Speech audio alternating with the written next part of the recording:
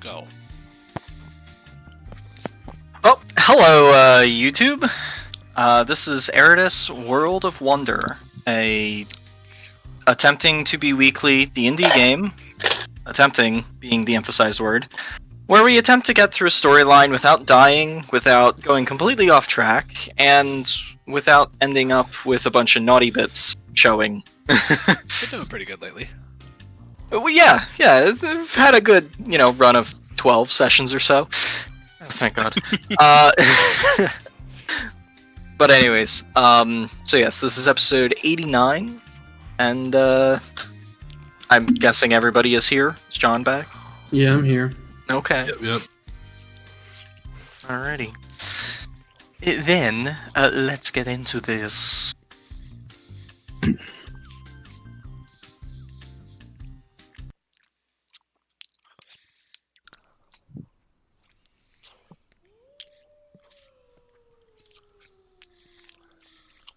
Alrighty. So, the last we left our heroes, the Lost Legion. They have been traveling across the region of Nohaden, looking to accomplish various tasks that have piled up,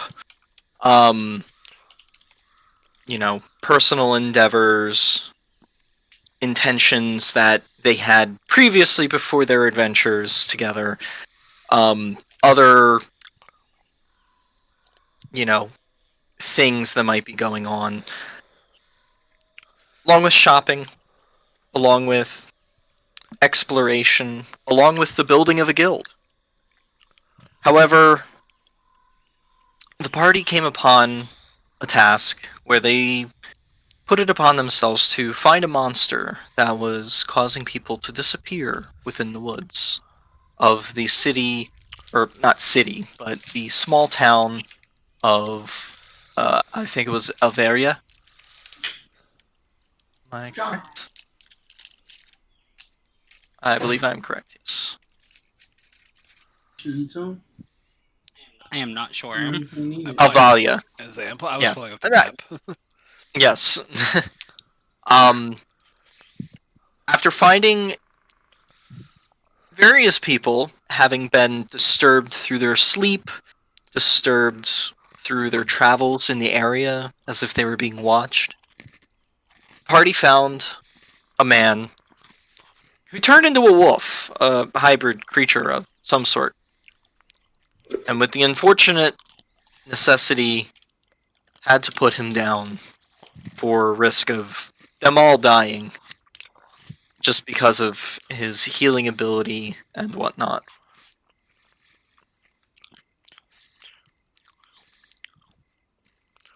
And that's where we left our party. Exactly at the moment after you had killed the werewolf, the monster, and figuring out what to do now after his stories of a hag giving him life, a druid to the north trying to help him, etc. and so forth. So, what do you all wish to do?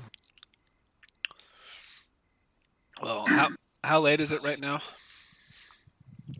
I would say right now, let's see, it was first Zaris, your watch, next Shao was next. So with Gundor, I'd say it's probably around midnight, 1 o'clock, somewhere there. Okay. And then did our rest get interrupted long enough that we have to restart, or can we just go back to long resting? To you guys. I think that, well, in game terms, because I think there's a time limit. Like, if you're awake for more than like a minute or whatever, right? If you're interrupted for more than 10 minutes. Oh, 10 minutes. Okay. Yeah, it was way less than that. So yeah, combat didn't go on for 10 minutes. So yeah, We just woke up, had an intense 5-minute fight, and go right back to bed. pretty much. We got this. A midnight fight, just what every growing barbarian needs. Yep. Yep. I recommend that we go finish sleeping, and we can head, as I mentioned before, last night before this all broke out. We go back to the town in the morning, find out what we can about this supposed hag in the area. Someone should know something. Okay. Do we want to bury the body in the morning as well?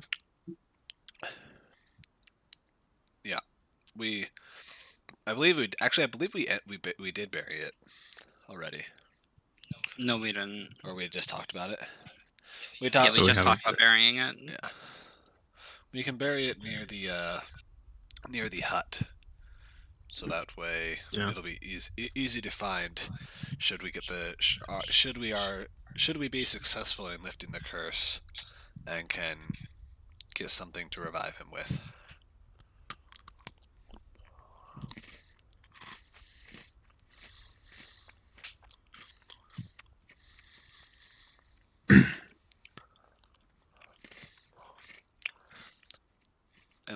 And then with just looking around and no one else saying anything, I'm gonna go back to my sleeping bag and go to sleep. As long as we can resurrect him as soon as we can. I cast Spare the Dying on him just a moment ago. He has 20 days. how many days is it? Yeah. Because it increases it by 10 days, and the time limit for Raised Dead is 10 days. So we have 20 days. So we have 20 days. 19 for each day. It's not a lot of time to hunt down a hag, but hopefully it's enough. If We'll we see get what we good, can if do. we get good information, it should be plenty of time. At least for me. As I'm like laying down, as I've tracked down my bounties much quicker than 20 days on good information. So let's just hope we can get that. Hags aren't nearly as stupid as bounties, but we can hope.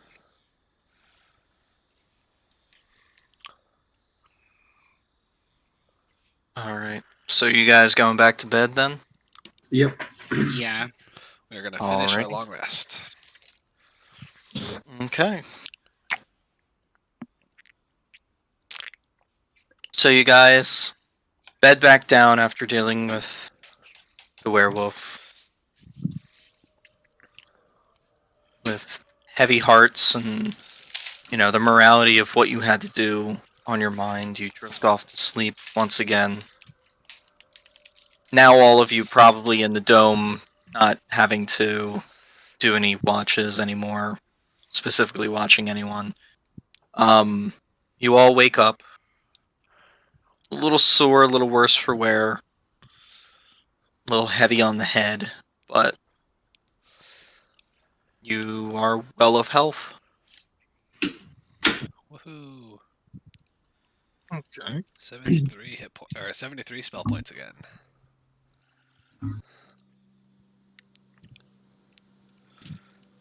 All right. Yeah, I'm just going to prepare to ride out after we bury the body. And we'll wrap it in some kind of cloth, just To keep the bugs from getting at it. yeah, just to preserve it just a bit more.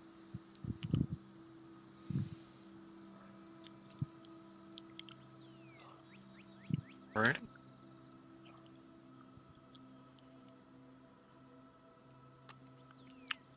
So, what all information did we get about the hag? Not a lot. He didn't know anything. All he mentioned was that he was in these woods, or in the woods. He was in the woods. Let me pull up the map again. He was in the woods east of Vadkeem, which encompasses the woods we are currently in, and everywhere around Hoffim, Vemfeldor, Vejbach, and the Overseer Castle to the north, which is a lot of terrain. It's a lot of woods. So we just know that I pull out my map, and kind of do like, gesture to the area. We just know that she's somewhere in this area. Okay. And if, if someone in Avalia or Alvalia doesn't know, someone in one of the towns around here, maybe maybe Hotham, with it being a tribal village, might know. They might know something. Might have had a couple run-ins with a hag. And I looked to Gundor. Yeah. I mean, they just may. If they was with most tribes, they are usually scouting out around their village. So if they know anything, they should tell me. And actually, now thinking about it, if you say they do scout out around their village, how far do you say usually? Well, my village only does it for a couple miles, but every village might be different. But would you say? And my assumption would be yes, but would you say that your the the people of Hotham would know this land better than anyone else in this area? Mm, they would know the woods, that I would believe, And that's but that's likely but I where she would don't. be hiding. So Yeah, but I don't know if they would know that information. Because depending on the village, some villages are secluded. They like to keep to themselves and don't like to trade information except for with each other. But I'm willing to go to Okay. Hop. Yeah. I feel like it's just How? as safe as bet as going back to the town. Yeah. I think Hotham is the next stop. If we, depending on what information we find, well, actually, we should probably go to both places anyway. But we should go to Alvalia first, since we're closer to it anyway, and we can, we talk to anyone we can in town. Uh, I usually can find the right person who has information if there is someone, and find out what information they have. And unless they give us pretty much the exact general area that we're looking for, and then we can just comb through the rest of it, we can just make our way up to Hotham, share with them the information we already have, and see if they can help us narrow it down. if we head into any other villages or towns besides Hotham, we could check and see if they have a job board and see if maybe someone else has already reported the hag. Very true. But I think we start with Alvalia and Hotham. Best case scenario, with the information from those two places, we have enough information that we can track her down. If not, then we can go to either Vadkeem and Vejbach and see if one of those towns. I would hedge my bets on Vejbach first, because they're technically, Vadkeem's just on the border of the mountains and the woods. Vejbach would have a better chance of having the information we're looking for. Okay. Alright, well, I'm ready to head out. Yep. We're gonna head back to Alvalia.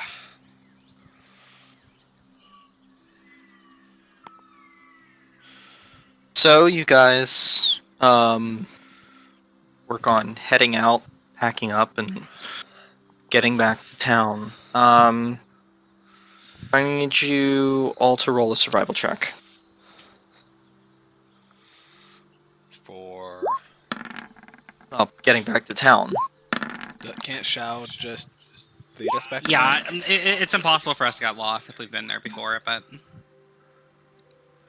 It's I'll roll one anyway, but yeah, it's not that like you haven't been there before. It's just like the path that you were following is very windy and Oh. didn't really make sense. gotcha. So it's more or less being able to find where you were before and heading off that way.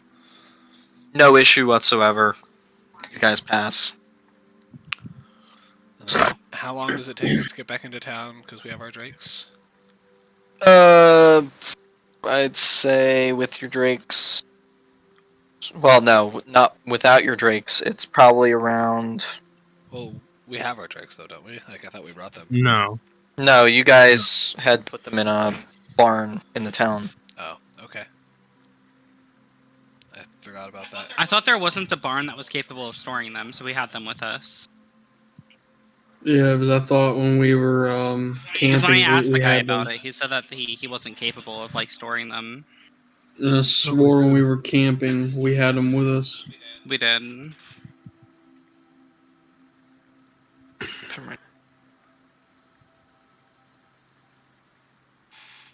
Nope, nope. Yeah, you're right. You're right. Okay, so with your drakes, I'd say probably around 2.5 hours. So it did take you far way out. Okay. As soon as we get back into town, I'm gonna look to. I'm gonna look around to the others in the group and say, "Who wants to watch the drakes?" Since no one in town really can for us. I will. That's fine. So Okay. we will leave the drakes in Gundor's care, and then I'm going to start talking. I'm gonna first go to the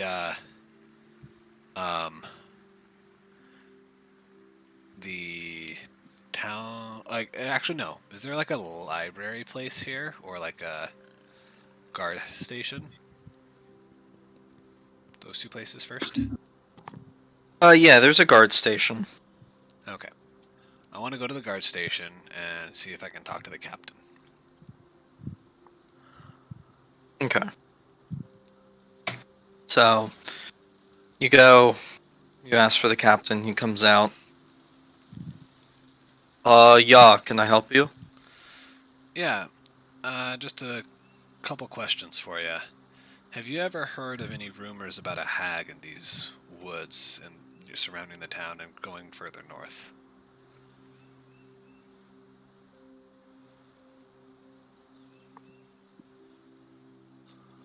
Kind of looks kind of puzzled at the inquiry at first, but then kind of scratches his head and kind of tries to think. I do not know of any hags within the area. Um,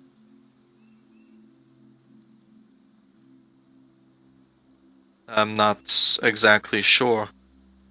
Do you know of anyone who in town that might know of anything, or anyone who's? I know she might have been. She might be have been in the area for so long. It might have turned into local legend. Anyone who's an expert on that sort of thing, or might know of anything if there was a hag up here. Were any hunters or trappers I that ventured mean, that far? if you would go anywhere to maybe I don't know, say get a lay of the land, you might want to hit up one of the two bars within the town, but other than that, the only other place where we would have records would be at the town hall. Even, folklore and things like that. Okay. Appreciate your time. Sorry I couldn't be of more help. No, you're plenty helpful. And I turn around to both Shao and Alivar and I say, so 3 spots, I say we split up. Two of us go to each of the bars, someone goes to the town hall and combs through the records, see if they can find, go back as far as you can, see if you can find any mention about any hag or even in folklore or local legend. Ooh, I'll As much as I go like to- books, but I'm not very good with them. That's fine. I will go to the town hall. Okay, that works for me. Alright, so Alivar, you're on book duty. Shao, you take one bar, I'll take the other. Sure. Which one are you taking? Do I know where the 2 bars in the city are? No, but it's easy enough to ask around. They point you in the direction of both of them. Okay. I'll go to whichever one is more popular. Okay. That would be the Ruddy Rat. Okay. It's kind of the smaller of the two bars, but um, seems more lively Get some and more has traffic. not necessarily. When you look at the exterior of both of the bars, it kind of has more. I don't know exactly flair. I guess would be the word. Got it. Um, kind of like personalization and things like that. Whereas the other one seems your very run of the mill bar. Okay. So yeah, I'll take that one. The one with Okay. more flair.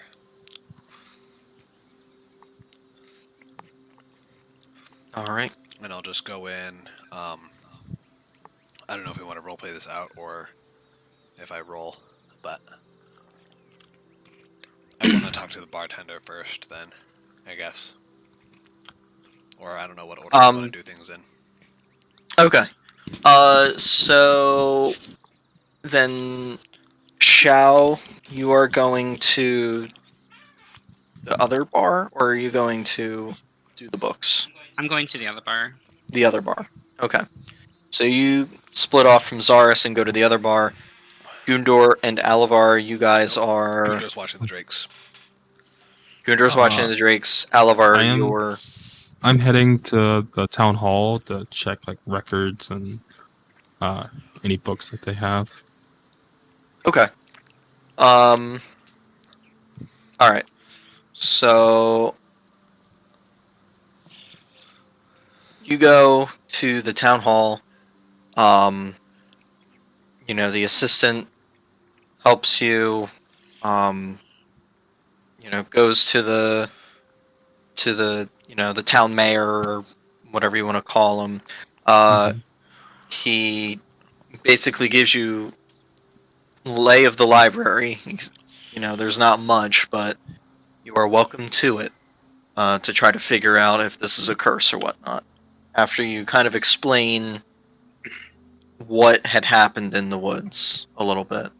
He looks troubled, but kind of relieved that the monster was dealt with at this point. Thank you. I might be a while in here if that's all right. That's okay. It's early enough. Feel free to take your time. All right. So, what exactly are you looking for? Because that will determine the type and difficulty of the roll. If I have time, I want to see three different types of books I want to look at. Like the early startings of the town, any like folklore that they have, and any like disasters, plagues, or curses that might be like related. Okay. I would say for the first two, roll me a history check.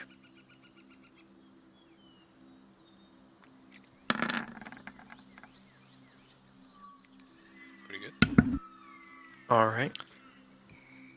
So easy enough to find records of how the town started and the lore behind all that, this, that, and the other thing. It was a group of loggers who had come out to find promise of verdant trees and this, that, and the other thing.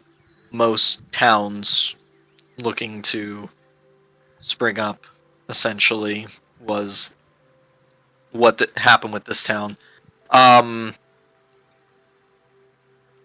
Started off extremely small. It had built up to a bit larger of a logging town. There was a logging mill to the. I'm trying to remember my cardinal directions. To the east. Had However, after numerous portions of the forest were clear cut and forest management wasn't good, the mill shut down and essentially left. The owners left and took all the money with them. Um, and then over the next 200 to 300 years, here you have the town of Alvalia. Trying to make ends meet by being kind of like a hunter-gatherer kind of town out in the middle of nowhere.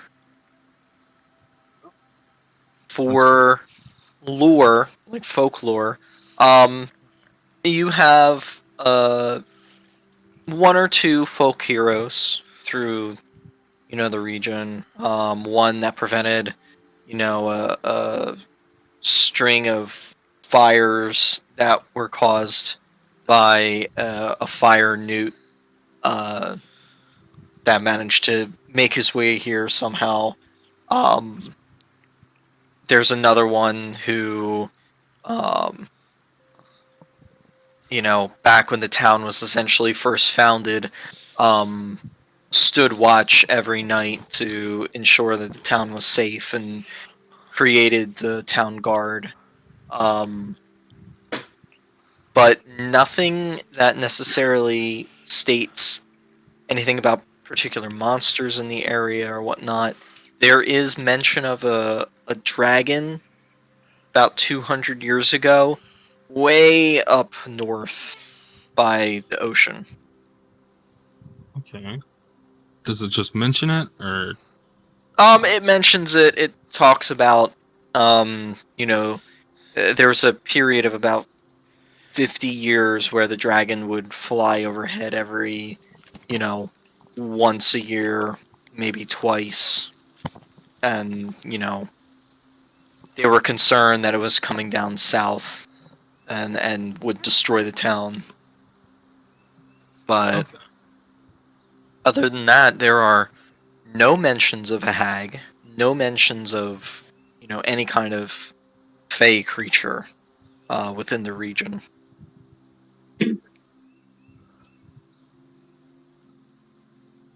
Um, how long is this taking? I would say pouring through all the books that have to deal with, folklore and lore of the town, probably the better part of like 4 to 6 hours. Okay. Yeah, so it pretty much ate up the rest of your day. I should regroup with everyone else. I'll go head out to where Goondor's at. Okay.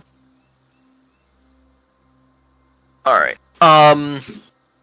So Zaris, Mhm. you walk into the bar and you hear off in the corner, there's piano currently being played. There is a large hearth with a fire roaring on it. And there are various patrons throughout the bar. Many of them in furs and kind of traveling, hunting style clothes. One or two of them kind of more merchant-like, but most of that, as it is around lunchtime, it seems fairly busy for midday. Okay. I'll walk up to the bar, take a seat, and just order a typical mead. Alrighty. So, And flagon's put out in front of you. Meat is poured. how much does it cost? 3 copper. Okay. I slide him a gold. And Kind of say, looks at you perplexed. and I say, "What do you know? I'm sure you've heard stories and maybe might know someone who, if you don't know anything, might know someone who knows something. Have you ever heard any stories about a hag or something of the sort up in these woods?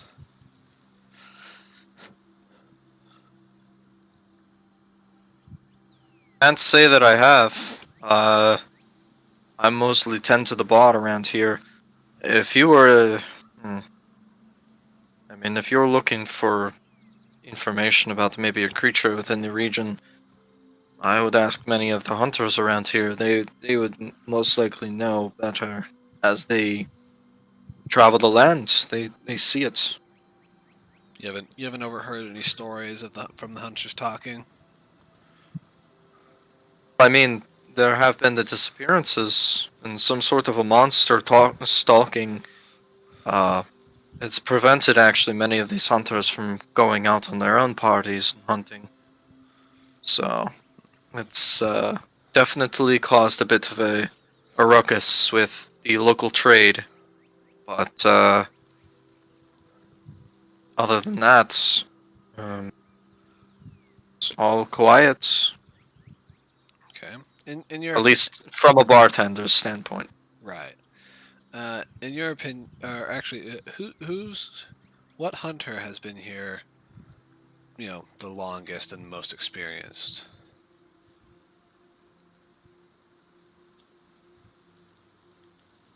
He kind of like pans the room a little bit and kind of like makes some mental notes and tries to pull up old recollections. Like he like looks at somebody, thinks, looks, thinks, looks, thinks.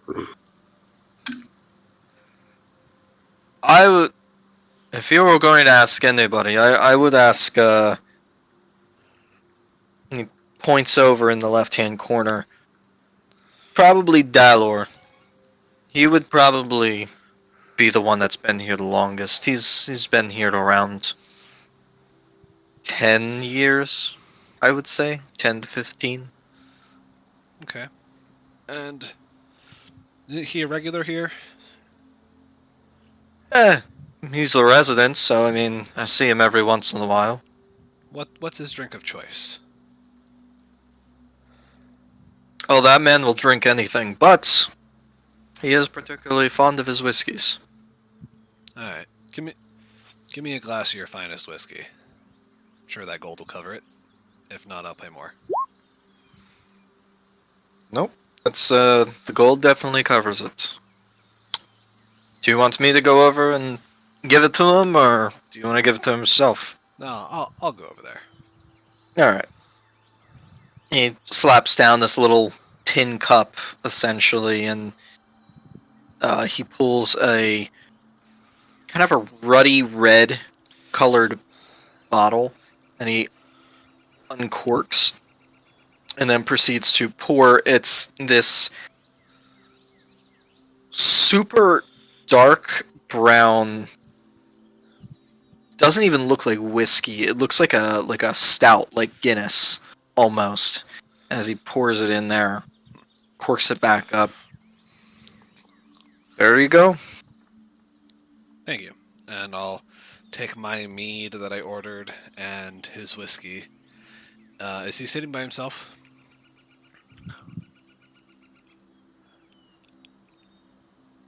Yeah, he's sitting by himself. Okay. Just feasting on, you know, some sort of like little Cornish hen or something like that. All right. I'll go sit down across from him, and then put the whiskey on the table and slide it towards him, and say, "Care for a conversation?"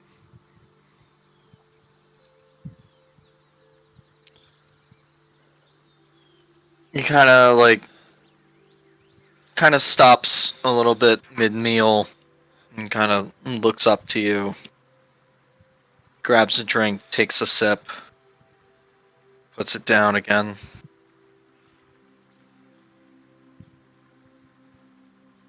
Well, it depends. Are you going to be long?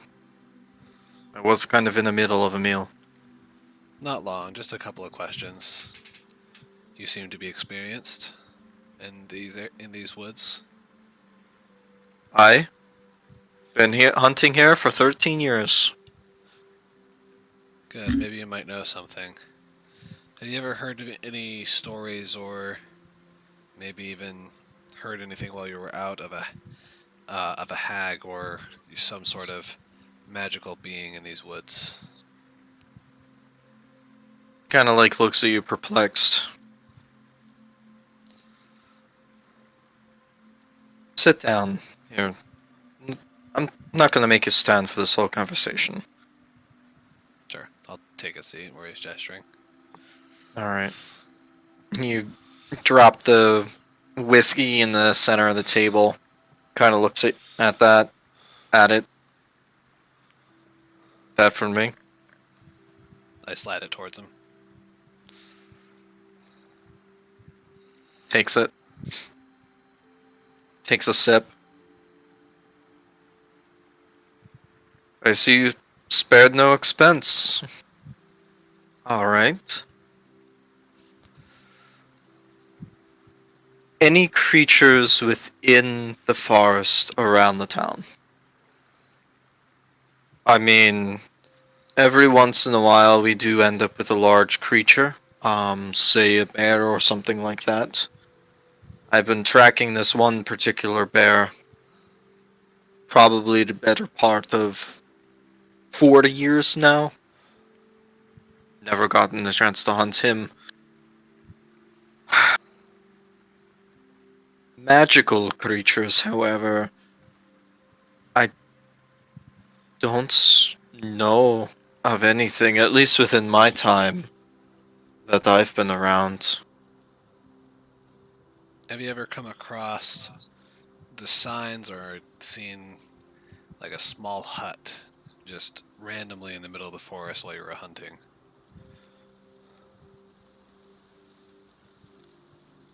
No, I can't say that I have.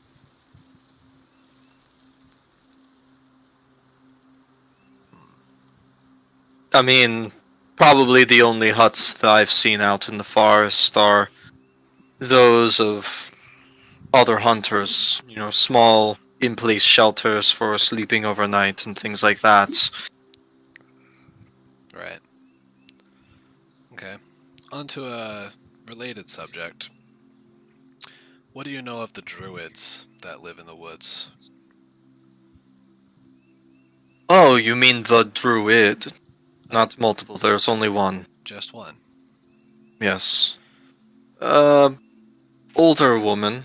Um, she... I mean, at least from my recollection, she's always been out there, um, as long as I've been in the town. And apparently she goes way back, generations back, which is weird considering she's human. Although, with that assumption, I would assume she's not human. Depends. Have you ever met her? Me personally, no. I do know a couple of the hunters have met her out in the forest among her travels and things.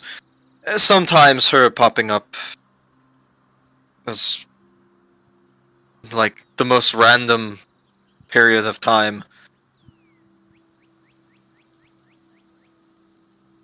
Other than that, I mean, you could maybe ask around, see who has met her.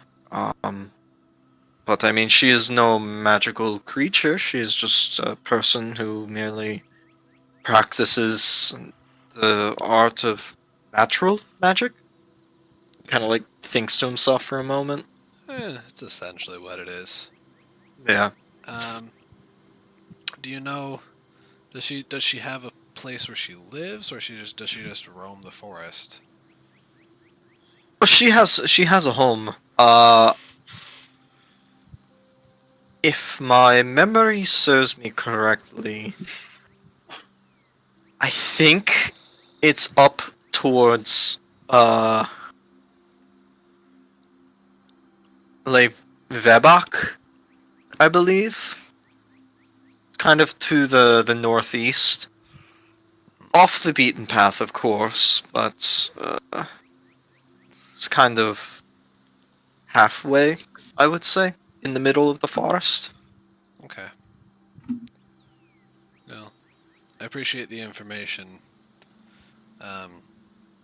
She might, with how familiar, I mean, druids being connected to nature and all, she might know. She might have the information I'm looking for.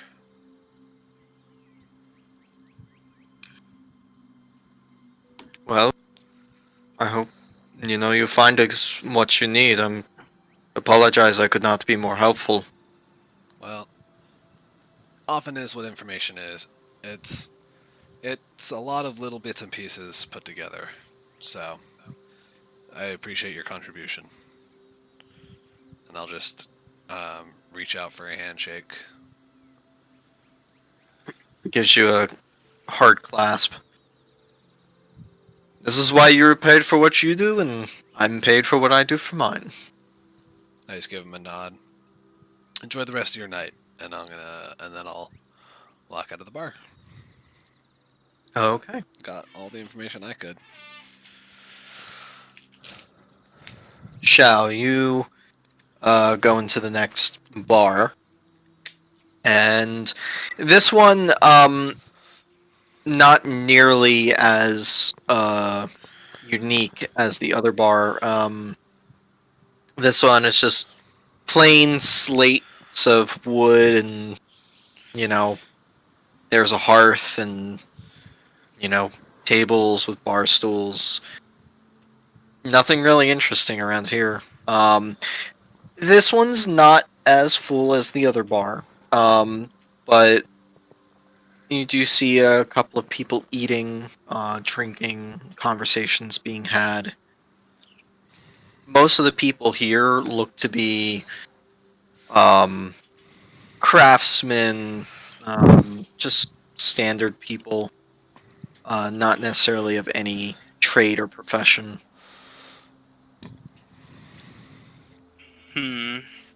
So it doesn't look like there's anybody who may be like a hunter. Nobody like obviously carrying like a short bow or anything like that.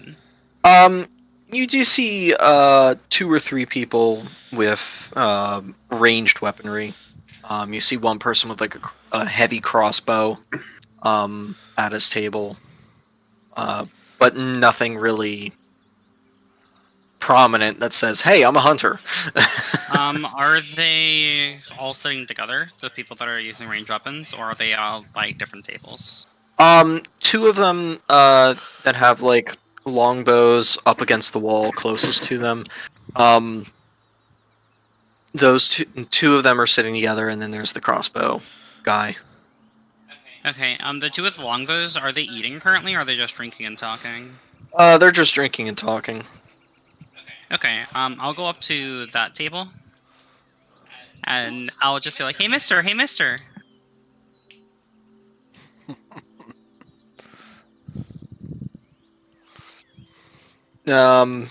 Okay, so though they both kind of like look at you strange, as this just random woman walks up to them. The one kind of like raises an eyebrow. Have Oi, you heard you any did. stories of hacks around here? I just sort of like cut him off mid-sentence. We were having a conversation here. Sure, but if you answer my questions, I can pay you. Kind of it's completely thrown off and confused. They kind of look at each other. The one kind of like subtly like shrugs his shoulders in confusion. The other one's raising an eyebrow. How's this? For every piece of useful information you give me, I'll give you a platinum piece. Oh my god! Jesus. Yeah, you think that's bad, but at the end of the conversation, she goes, none of this was useful. Thanks for your time. Bye. Right, yeah, they'll be mad. She does say useful information, that's true. The one who was just like raising eyebrows, kind of furrows his brow a little bit and looks at you. And what exactly constitutes useful information? Well, let's say that I can use it. You see, And there's a what hag that we exact- need to track down, and it's causing issues in the area, so we need to deal with it. A hag? Those things are just Hags, fairy beasts, tales. anything like that. Okay, well, have you seen any suspicious figures walking in the woods? No. Other Are you than hunters us by when chance? we were hunting. Oh, you are hunters. Okay. Have you heard any legends or fairy tales when you were growing up as a kid? Anything that your father may have told you? I mean, yeah. But those are just fairy tales. They're not actually, you know, things. Well, tell me a fairy tale and I'll give you 2 platinum pieces.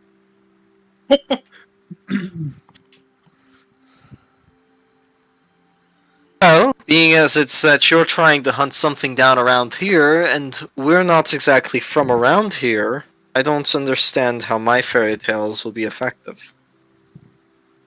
Well, that's okay. Are you from, like, these woods? Just this general wooded area? Doesn't matter where along, as long as the woods are connected somehow. Nah, we're from down by Mohavdalair. Ah, that's unfortunate. Well, in that case, thanks, and then I'll go over to the one with the heavy crossbow. The other And one I'll just greet him kind in of the like same way. Hey, mister, hey, mister. the other one kind of just rolls his eyebrows and they just kind of, give you the middle finger behind your back and go on with her drinking. The other gentleman was eating, kind of looks confused. Interrupting you. I'll put like a platinum piece. Can I just ask you for some information? He kind of like looks at the platinum piece and then looks at you, like mouth still half full of food. Sure. And like grabs like a handkerchief and like rubs the chicken grease off of his fingers.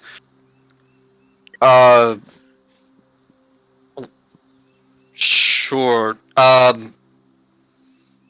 What information? Have you heard any stories or fairy tales about like a woman in the woods or anything about a hag? Anything like that? I mean, there's the druid in the woods up north. That's the Can you only tell me woman about in her? the woods. I mean, she's a nice lady. I've met her like 3 times. Oh, you've met her. Okay. Where do you normally encounter her? I mean, Whereabout? about halfway here to Valbach. I mean, she's nice. Most of the time she's like picking tree bark or picking berries or something like that. I mean, there's nothing really that I could tell you. I mean, she's a nice lady. She usually gives me something. I give her, something in return, jerky or, whatever I have. We talk and she tells me maybe of some kind of creature that has been causing harm, either a coyote or a wolf or something. I go hunt it. And I eat good for the next couple days. Other than that, I mean, if you're asking me where she lives I don't know. I've just met her when she's been out doing her travels, I guess. No, that's okay. I don't need to know where she lives. Were you ever given any warnings from other hunters or from your father or anything like that when you were growing up? What kind of warnings?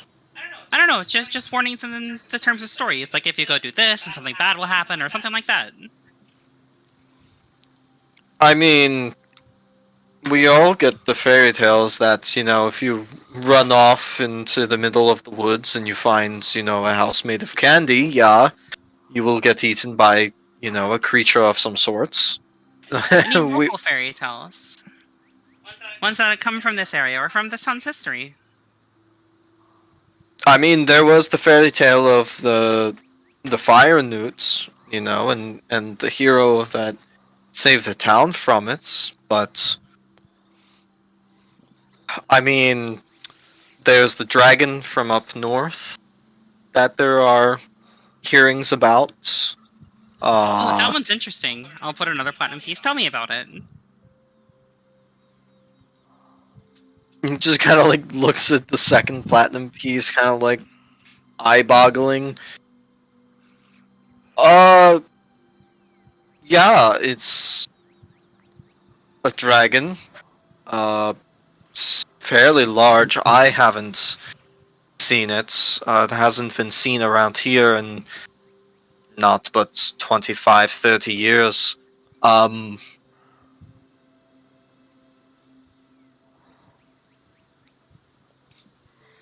it ever cause any issues? Like stealing cattle, anything like that? Not from this town. In my stories that I have heard, they have had some back and forth up at Overseer Castle. And the people of Vebak, every once in a while they give an offering, and the offering isn't there anymore, whether it's from the dragon or not. Does he have any like scars or physical blemishes? He seems to have not scar, but it's like almost like a birthmark coming up his neck and kind of covering the lower portion of his right hand jaw. It's kind of brown in color and kind of splotchy a little bit. So is it like an obvious birthmark? Or does it look like it could have been from something else?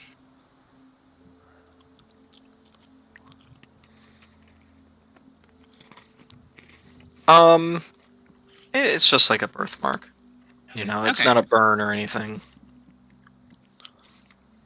In that case, I won't confront him about it. Well, thanks for the information, mister. And then, as I walk past him, I'll just pat him on the shoulder and then leave the bar. He just kind of like looks back to you confused, and then looks at the platinum, and back to you, and just kind of like pockets the coin. You pay way And then you're too out of the much. bar. Shao pays way too much for information. She doesn't care about material wealth, so that's why. She doesn't like. She doesn't have the same like attachment to material wealth as others. It's in her backstory.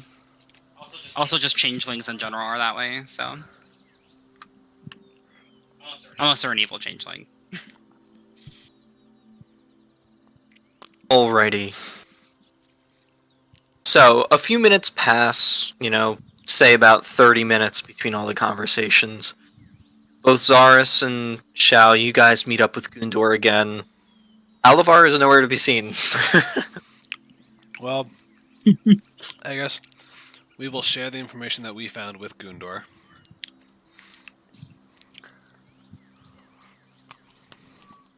So I keep hearing about this druid lady that's just walking in the woods. Apparently, she's halfway between here and some other town. Yep, that sounds about right with what I heard too. Old hunter that's been here for past 30 years said that she lives in a house that's off the beaten path halfway between here and Baybach.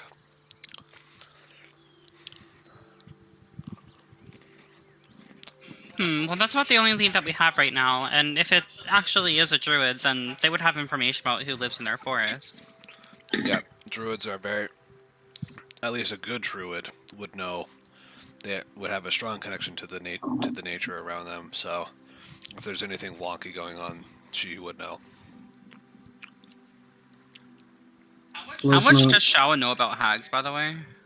That was going to be a question for me. Like, how much is there a lot of general knowledge about hags, or is it just are they just typically known as like legends, like fairy They're- tales? Pigs are very, very much legends, at least in No Hayden. Being a fey creature, they're not seen, very commonly. And even then, they don't make themselves known. They're just kind of this whisper in the woods that people talk about and whatnot. Did we all meet back up, or was it just Shao and Zaris? Yeah, It's just us right Alivar now. isn't back yet. Not Yep. yet.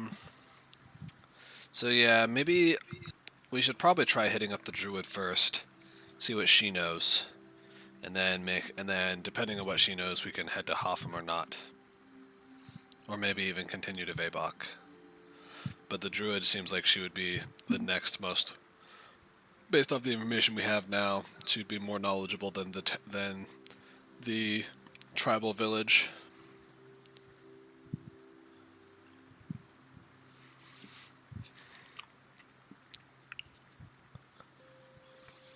Okay. And then we'll just, unless anyone else has anything else to say, I would just say, well, let's wait for Alivar to return, and we can maybe get there by the end of the day. Oh, so you are with me right now? Yeah, we're both with we, you. we Oh. are, but Yeah, not. okay. Alivar's just Alivar's not. I was Got just you. saying we should wait for Alivar, and as soon as he returns, we can head off. Where did they say the druid lived again? Halfway between she's off the beat. The information I got is she lives in a house off the beaten path, on halfway in between Vebok and or halfway from here to Vebok. So if we follow the road and just keep our eyes out or keep our eyes peeled for maybe like a small trail or whatever that leads away from the main road, and then that's about halfway, and that should lead to our house. That was my Well, thinking. Hoffem is halfway between here and Velbach, so it might still not be a bad idea to stop by there. Because if it is halfway, then maybe they have heard something about the druid, and maybe can point us in the direction. I don't think Worth a shot. Yeah. Honestly, I don't know that she would be too hard to find, though. It's not like the druid is hiding. yeah, but People say they've met her plenty of times. honestly, she might be living on the outskirts of the village. She might be a tribal member. Possible. I'm not saying we don't head to the village. I just say, because time is of the essence, we should try to find the druid first. Because she might know more than the village. And then we head to the village after. All right.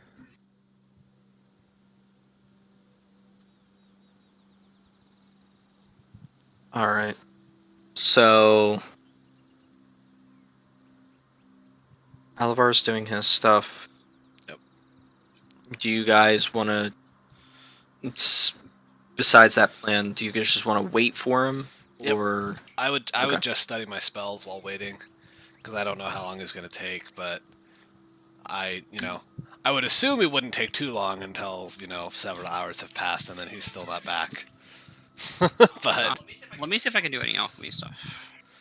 yeah, because we only spent a half hour, you said, so we essentially have like 7 hours to do, because you said it would be like 6 to 8 hours for Alivar, right? Well, it Yeah, turns out it's the gonna town be hall about is a 6 3-level hours, dungeon. so- Okay, so we have 6 hours to do whatever. So I will spend 6 hours learning. Where's my spell book? There we go. I will spend 8 more hours if learning Find Familiar, or not 8 more hours, 6 more hours, which puts me at 14 hours for Find Familiar.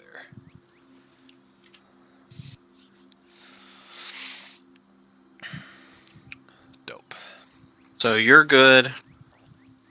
Shao and Gundor, is there anything you guys want to do while waiting? Yeah, I want to take my Drake a little bit out of the town, and I want to pull out some dried meat that I have, and I want to try to train my Drake to come to me on a whistle. Okay. So with that time, let's roll an animal handling check. Ooh. All right.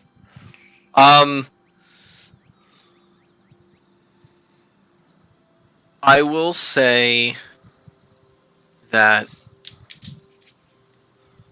it doesn't go to the point where he just doesn't listen at all, and you actually negatively affect your animal handling with him.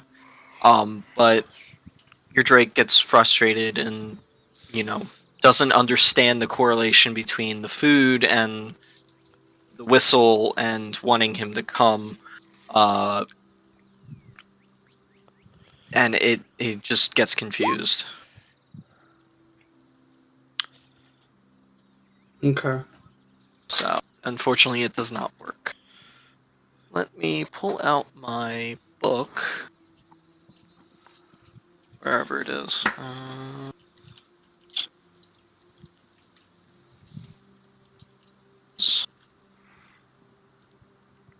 Okay.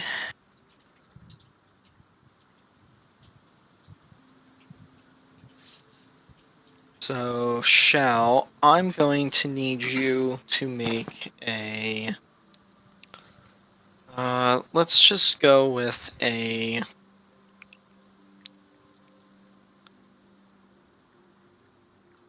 intelligence-based alchemy tool roll. And I am currently half proficient, so Yes. we'll subtract 2 from this. So 11.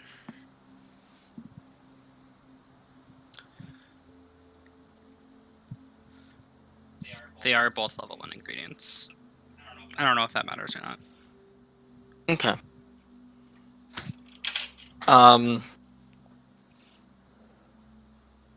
So, and this includes the -2, or do I have to take 2 off? No, it was 11. It's 11 with a -2. Yeah, because she rolled Okay. 13. Okay. So you get the vitriol together, you get the nightshade in, the euro root, when you mortar and pestle it. This one, you mustn't have dried it out completely, or it hadn't been dried out entirely from the purchaser or the people that you purchase it from, as it kind of becomes this kind of paste instead of a powder. And when you add it, it doesn't disperse. It just kind of gloops and kind of looks like a lava lamp almost, and it just doesn't disseminate into the potion. Okay. In that case, kind of do it again. I don't know how long it takes. Yeah. 2 level 1s should take about 2-3 hours, about. Okay, so in that case, So. yeah, I have another time. Okay. Roll it again.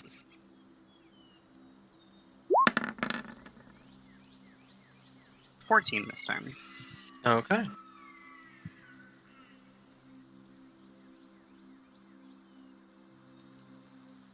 Have tools. So, it is successful. So the potion that you come up with is...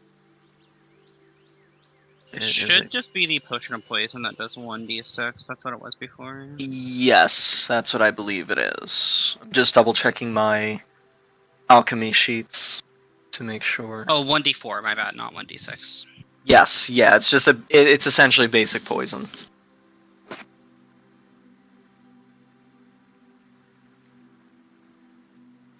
And then, does this apply the poison condition, or no? This Like, one. will it be a con save, and then failure equals poison condition, or no? I don't believe so. Not for basic poison. Okay.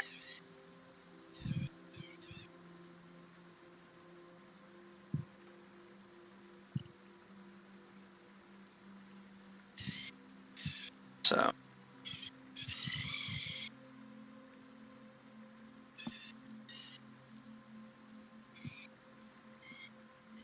Is Alrighty. someone playing with a remote control car or torturing I just- R2D2? I just hear an RC car in the background. You're on. I can't mute my mic when I'm role-playing, Steven. So no, I cannot mute my mic while you use the foot thing when I am currently role-playing with Anthony. Oh, so he is torturing R2D2.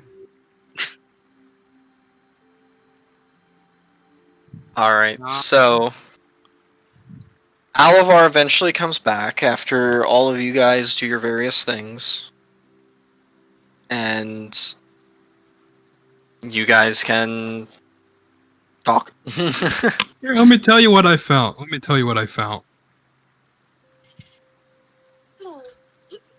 What'd you find? Fucking nothing.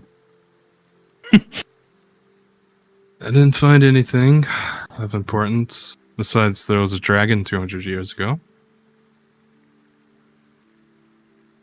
It didn't cause any damage, but flew over the town every year for like 50 years. That's all I found. What about y'all?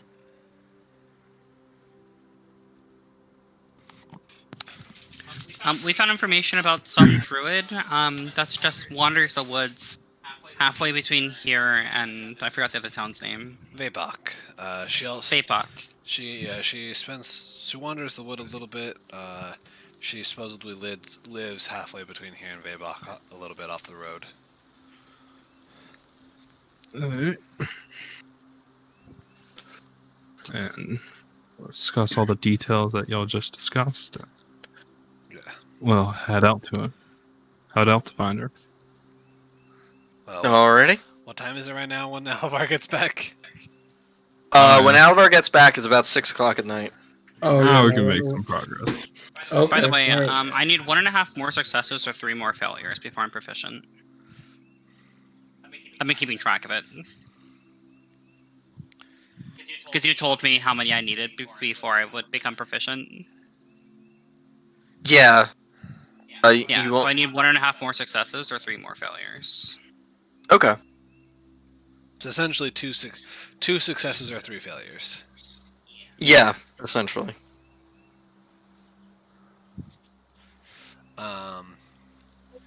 So, yeah. How far is it from here to Vebok?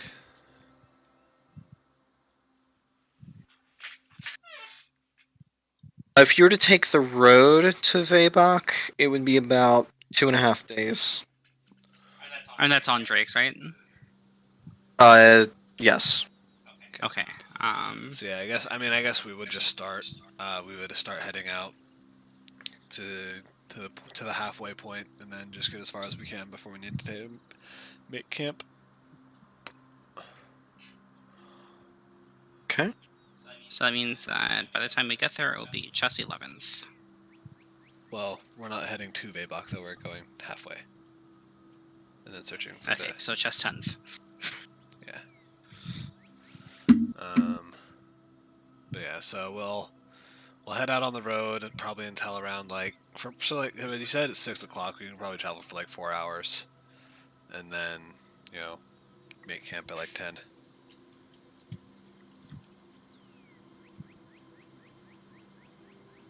Alrighty.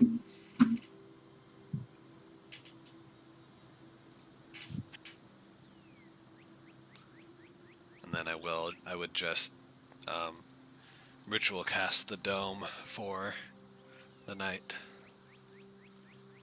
Alrighty, easy enough.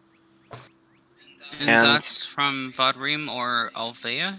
I can't Alvalia. zoom in. Okay. Why can't you zoom in, babe? Because I'm in the edit, because I'm writing down like travel times for the different towns and stuff on the routes. But yeah, Alvalia and Vebak.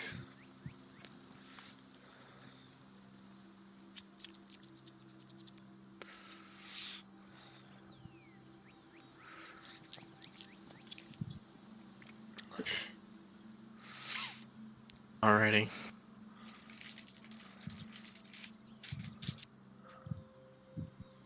So, because you have the dome, no need to do any watches or anything.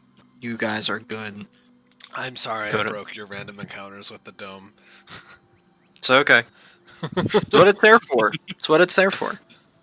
Go to bed, wake up. You're good to go.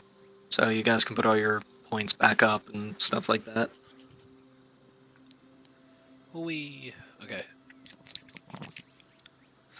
And then today, I don't know how far we got in 4 hours, but would we be able to get to like roughly the halfway point and then try to search for, maybe like a small dirt path or something that leads off of the main road?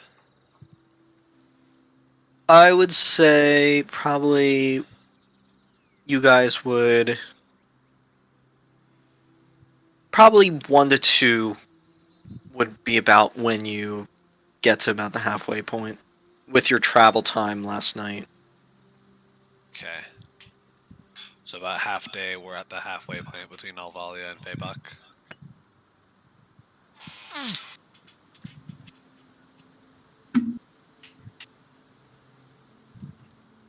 And kind of it's like, I guess I would have started keeping an eye out, like just as when we started traveling, but then once we get to what I would assume to be the halfway point, I would like start venturing off the main road a little bit every once in a while to see if there's like any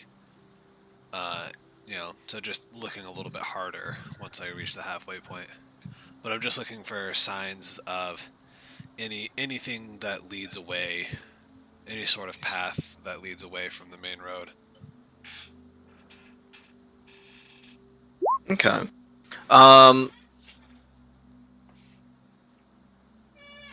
You guys, then I need you to make a survival check. Looking for like little deer tracks and paths and things like that off the main road. Survival. Okay.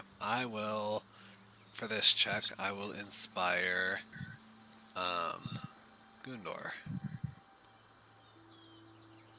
Appreciate it. We're all making survival checks, though, right? Yeah. Hey, Gundor was the right choice. It's a D10. D10. Yeah.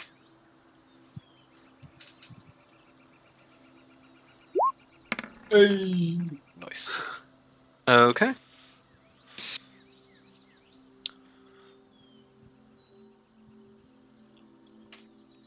When does my dice go up to D12? 15th level. Okay. So it'll be a little bit.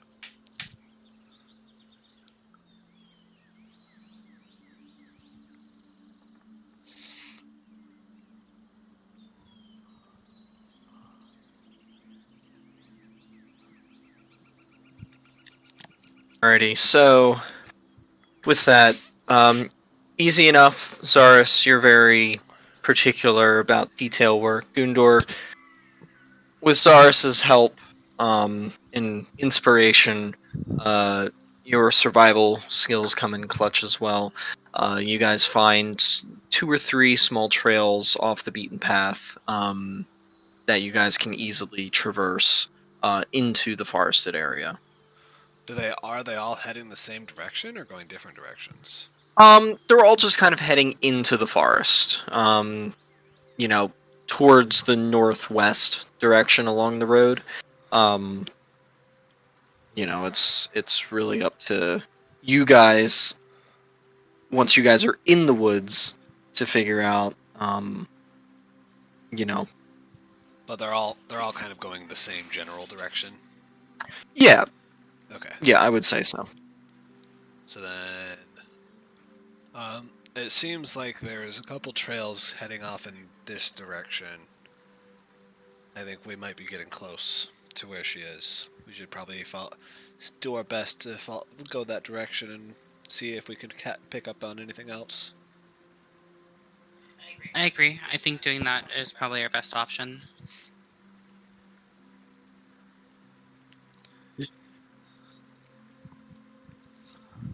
All right. Alrighty. We're off to see the wizard, the wonderful Wizard of Oz. Nope. We're off to see the druid. Same thing. No. Play your cards right.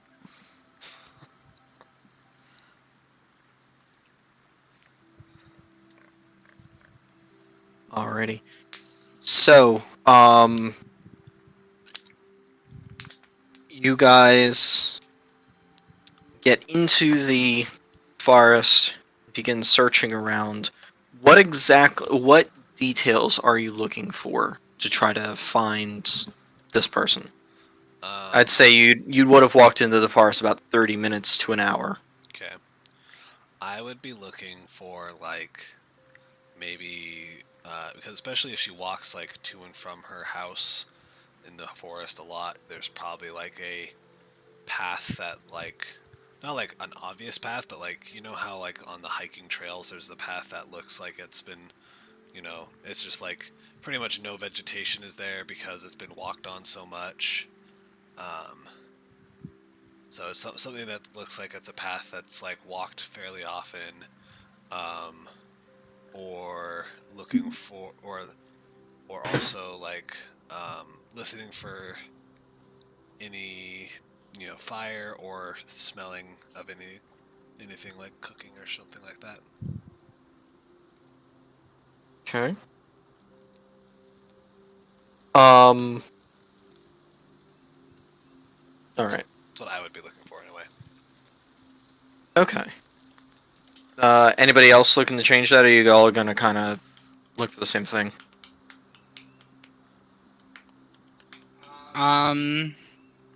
Look for relatively the same thing. I'm gonna be looking for like any pieces of missing bark that have been scraped off the trees and that sort of thing.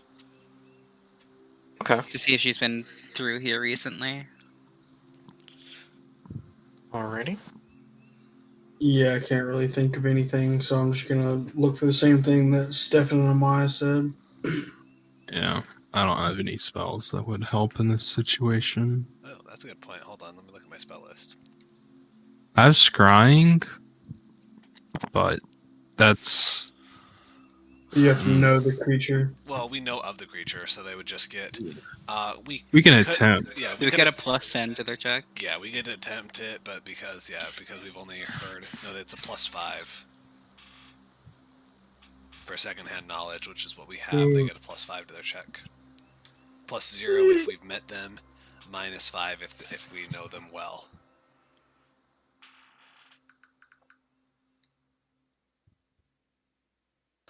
Investigation checks for those of you who are looking then. Hell yeah. I'm not very good at those. I was gonna say I inspire Shao. So What's your inspiration? a D10. Didn't know what did that. 10. Okay. If you got a 0, it's 10. What?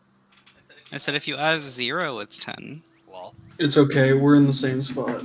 Yeah. Got Alavar's natural 20. I got a 16 because +9.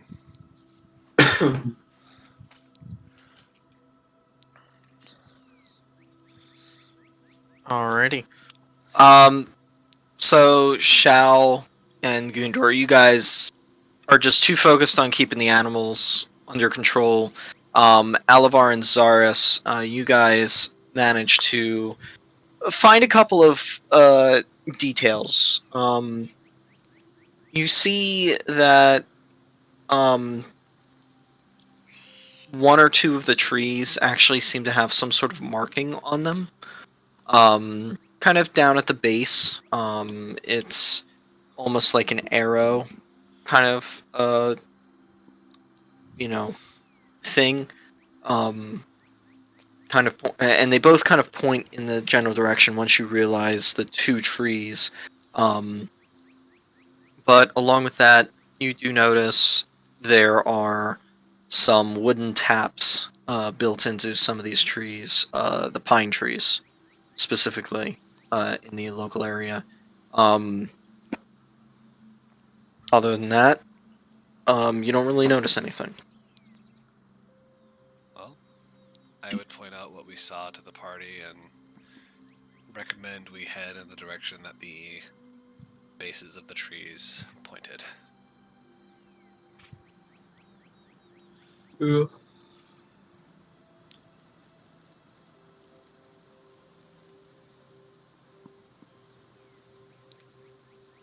I mean, it's just giving you like a general direction. Yeah. Essentially, the arrows. But yeah, we go in that general direction. Okay. So. Because, I mean, they have All to right. mean something. All right. So you guys head off in the direction of the arrows. Travel for about another. I don't know. About another hour, I would say. Do you guys wish to just continue in that direction? Do you want to look around? Have like the signs of like has there continually, not like obviously there hasn't been a lot, but like have we seen as we've continued traveling in this direction, have we seen the same signs, like more stuff, more arrows on like bottoms of trees and more other taps on other trees and stuff? You noticed along the way like one or two trees that had arrows pointing in directions. Were they the same direction that we were heading or different directions? The one was, the other one was kind of towards the left a little bit, but had a little bit different of a design to it. You don't see any more taps, however. It's those wooden taps in the trees seem to have been localized to that one area. But yeah, that's pretty much all you guys have noticed along the way. Okay.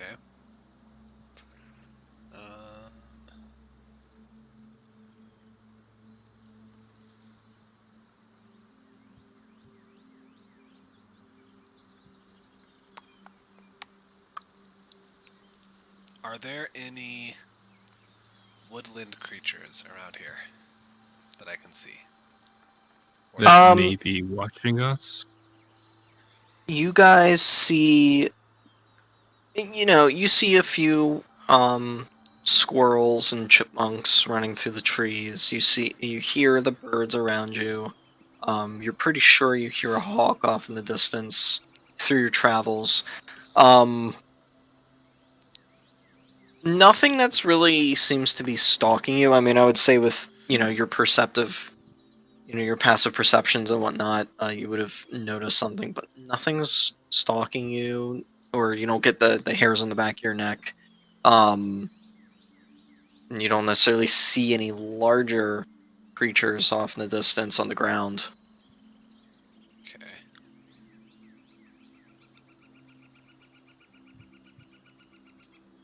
Have we seen any... I guess at this point where the signs have started to die down, I would try to look again to see if there's anything else I can find. Like look for similar signs of the sort. See if we're still heading in the right direction. And then if not, maybe... If I can't find anything, maybe we should head back and go the direction that the other arrow was pointing.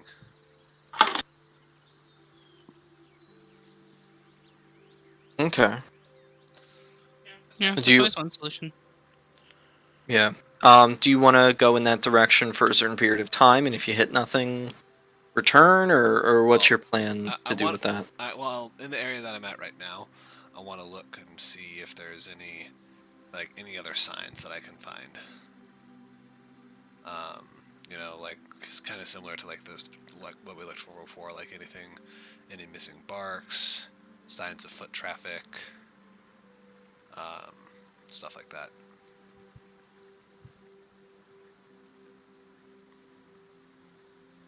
Any smells Alrighty. that smell, of something that we wouldn't normally smell, stuff like that. Yeah. Okay.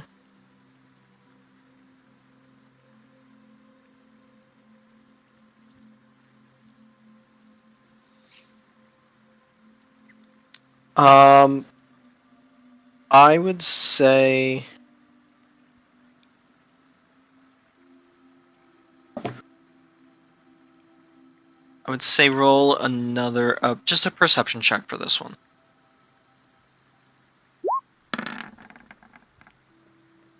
Yikes. Everybody else? Yeah, I didn't know For if we were everybody, all... or just him? I'm assuming these would all be group checks because we're all kind of. Yeah, this would be a group check. Yeah. Hell yeah. 24.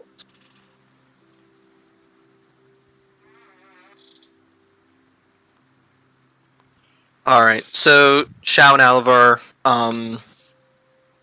Zaris kind of points out what he's looking for. You guys kind of start looking for those kinds of details as well. You guys do notice a few things. Alvar, you notice on the trees, some portions of the bark have been stripped back, and it looks like. Have you guys ever seen where they graft like Yeah. different trees together? Yeah, you see a couple of trees with that kind of labor done to them, and you also notice a few other portions of bark that have just been stripped completely. Shao, you notice a couple of different herb bushes that are used in cooking and some minor alchemical things. You notice a nightshade bush. You notice um, uh, like a frost miriam root kind of underneath of one of the trees.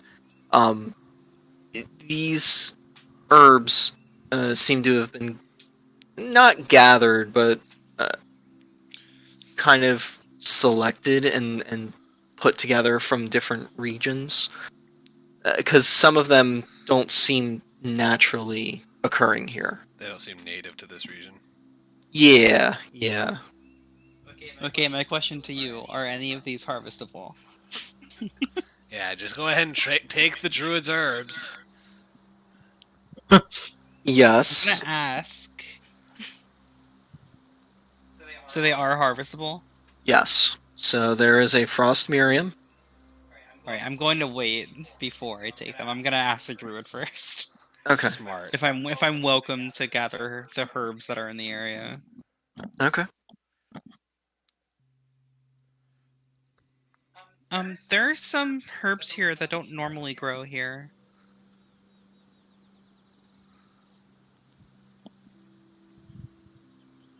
So I think we're close. Yeah, if there's looks like if there's non-normal herbs, she probably wouldn't be too far away from those for easy harvesting. It seems she's tending to the trees as well. Just cut some of them down and replanted them. Well, seems like we're heading in the right direction then. I say we continue going. Let's follow wherever the nightshade and other ingredients lead. Is there like a trail of them? I don't know if it's like a different location than the trees or what happened. It's just scattered about. It's not necessarily. It's almost like another collection grove, almost.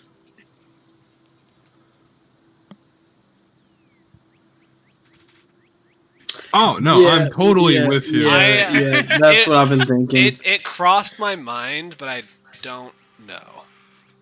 That's why that's part of the reason why I wanted to meet her next, because it crossed my mind that it's a possibility, but meeting her would confirm that or not.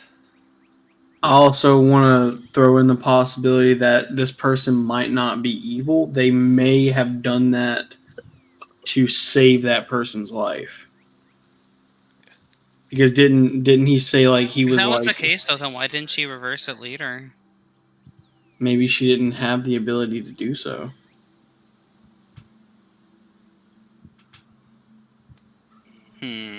Because didn't he say he was hurt and the hag helped him? Yeah, he said that the hag offered him like a deal. Yeah. So quite possibly, like I'm just trying to think of all the options here. So one of the options could be that maybe this druid did it to save his life. I don't know of any But druid magic, or I don't know. I haven't heard of any magic other than, curses that can do something like that. And I don't know. I don't see why. This druid could also be a lycanthrope herself. Like I said, we should hold off speculating too much until we meet her. Don't want to get off to the wrong foot.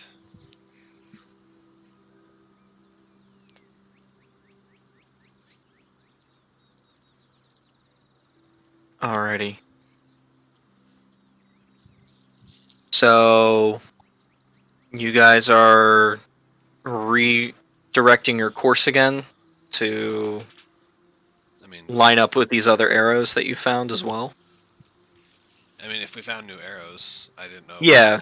In this area, you find new arrows. You find some arrows that are pointing back to the previous arrows, and you also find arrows that kind of are in the general direction that you were traveling before, just on a different angle. Slightly off. Got it. Yeah. Yeah, we would adjust ourselves, I guess.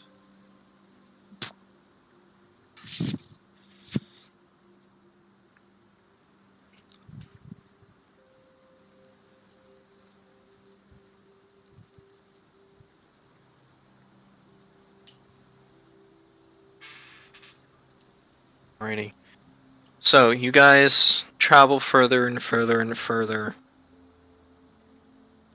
And after about another hour or so, you find kind of this meadow come up before you. And you kind of get this smell in the air.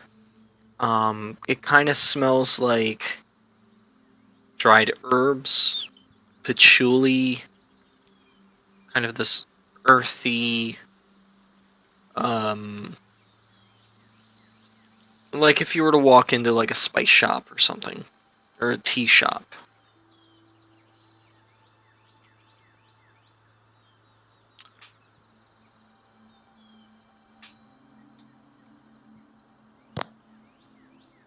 What do you guys wish to do?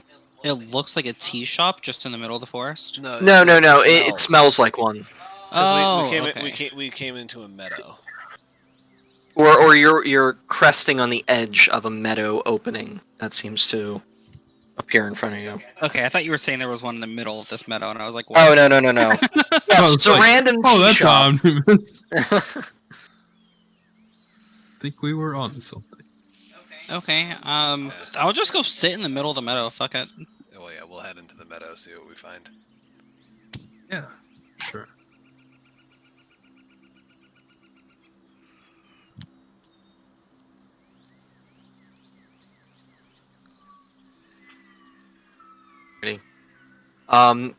As you come up to the meadow, you see this tree that had fallen, but built into the side of it is kind of like this mud brick house that seemed to have been stacked against the tree, and other pieces cobbled together, but it's not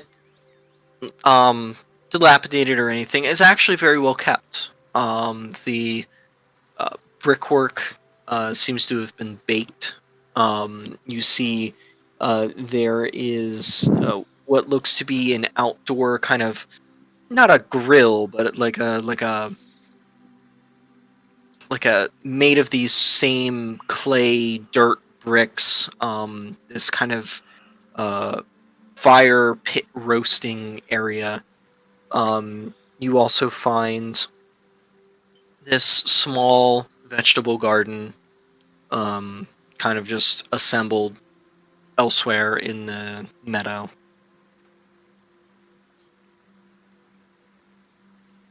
Go knock on the door of the brick house. Yeah, I mean, we just head right up. If there is a door. Yeah, there's a door. There's a door. It's kind of like a super thin wood that's been kind of not weaved together, but kind of like stamped together or stapled, kind of. So you just go up and you knock on the door. Uh-huh. Okay. I'm Shao. What do you want from me? I know. It's funny. It's just like, wow, random house in the middle of the woods. Let's go knock. Alvar's on edge. Yeah, I'm keeping an eye out for anything, but I am following right behind Shao. So Oh, yeah. Hello, is anybody home? You don't get a response. Reverse man. Very maybe. nice collection of herbs here, and I was just wondering if I could have some. Hello?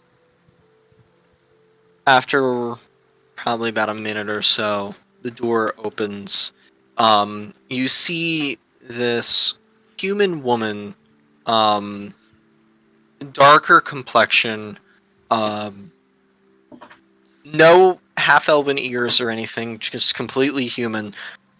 She has almost silver hair that runs down her back, almost running to the mid thigh kind of height, pulled into a tight ponytail off the back of her hair.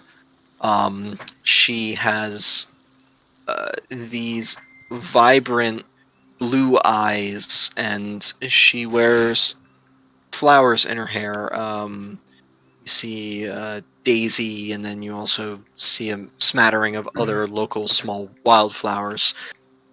does she look old? No. She looks to be in about her mid-40s. Okay.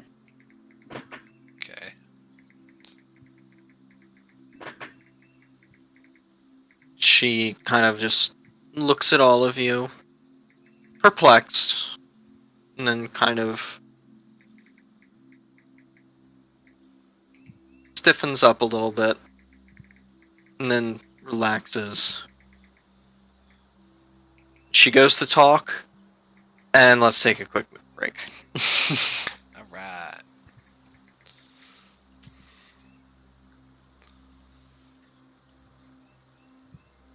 Because I was not expecting that quick of a... Let's just go randomly knock on the door. It's like, oh, we're No gonna search around stakeout, for a bit. no, like, I mean, waiting on the side of the meadow for, like, night to fall and then sneaking it. No, none of that. It would just go up, knock on the door. I mean, that was kind of my original plan. I wasn't going to be that abrupt about it, but I was going to, like, do like a lap or two around the house, seeing if there's anything suspicious, and then go knock on the door. But No, we're devoted. yeah, it's like, I've heard nothing but nice things about this druid. How bad And we was she? need combat 2 sessions in a row. I feel like she very well could be the hag. It will make sense. It's if definitely a she is. possibility.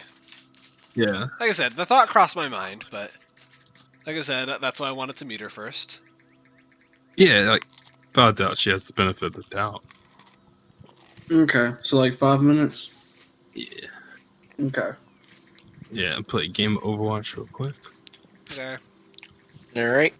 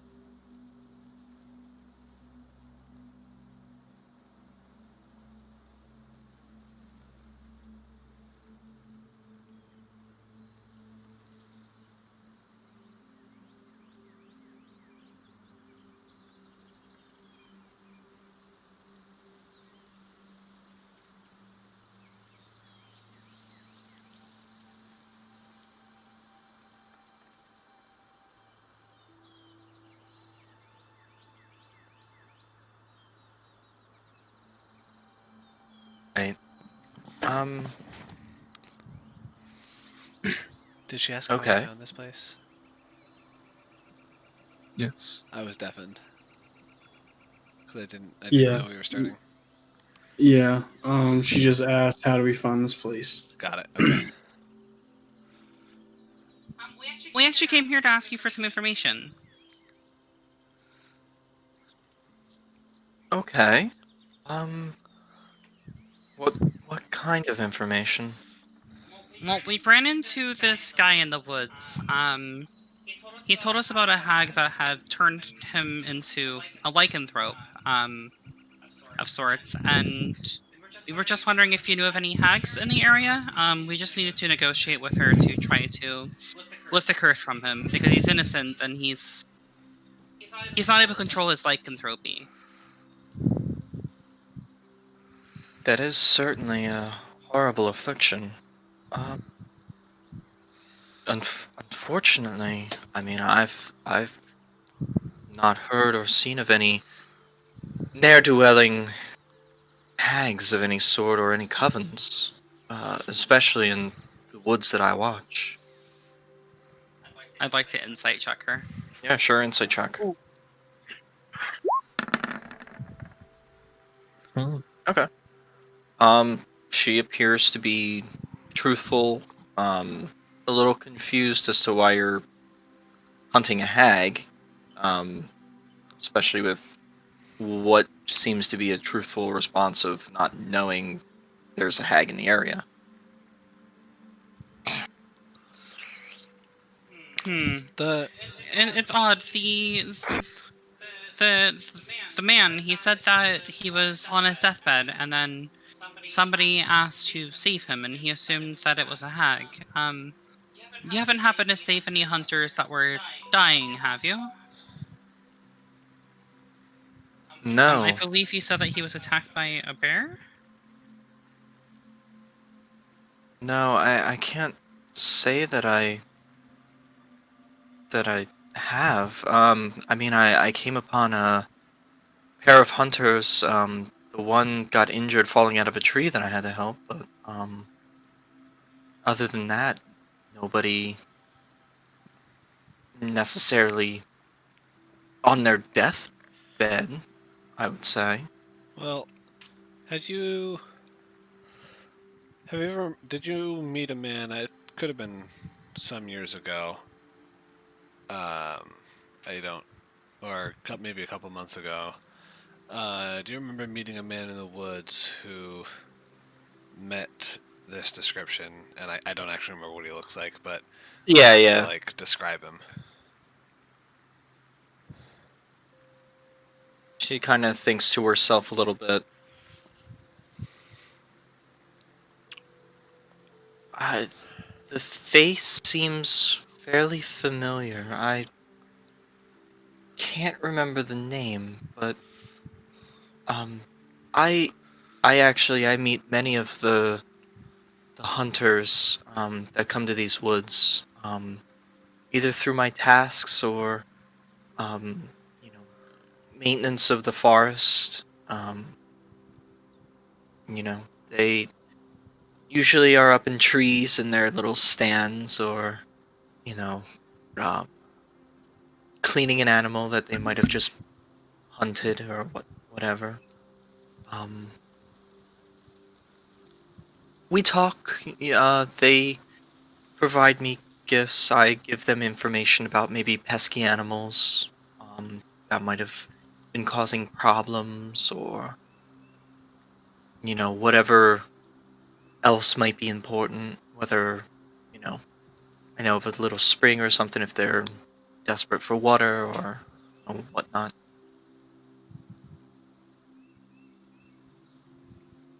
And how long have you been living in these woods?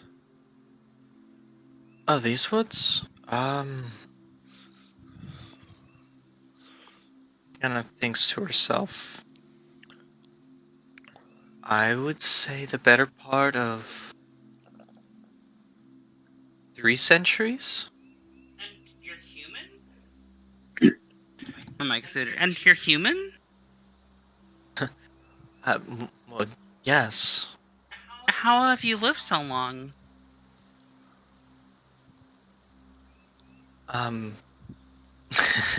I know it does seem weird. A human with an elf's lifespan. When one becomes so connected to nature, they are able to coincide with nature itself, it providing them life force so that they may continue and extend their life from their intended expiration. I am definitely insight checking that. Yeah, I was also gonna inside check that Yeah, insight check. because I've never heard of anything like that. Where's my insight? There it is. I'd like to try as well. Nope. It's okay. Not for me anyway. This is really suspicious. She seems to be speaking the truth. Hmm. Either she's a really The- good liar, or or that's just some new druid power that I've never heard of. So with me having a druid in my village, would I know that that's true? Uh,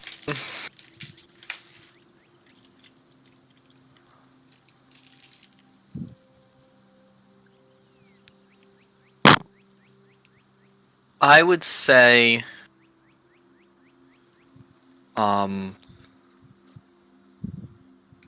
you haven't necessarily had deep enough conversations with the druid to know enough about that. You have only known one druid throughout your time with the village, but So growing up in the village, did my druid ever appear to age? roll an intelligence check.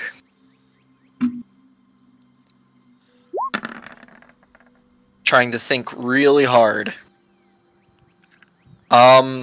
Thinking to it, your druid didn't necessarily appear to age. Thinking back to like some of your earliest memories of her, and then trying to piece together through your life with the village.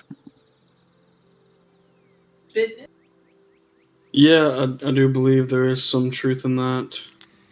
The one druid that I know pretty well, she's always appeared the same age to me.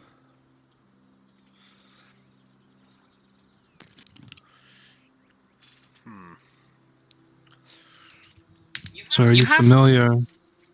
Are you familiar with the dragon that was around 200 years ago? That was flying over every year. Oh, it's been some time.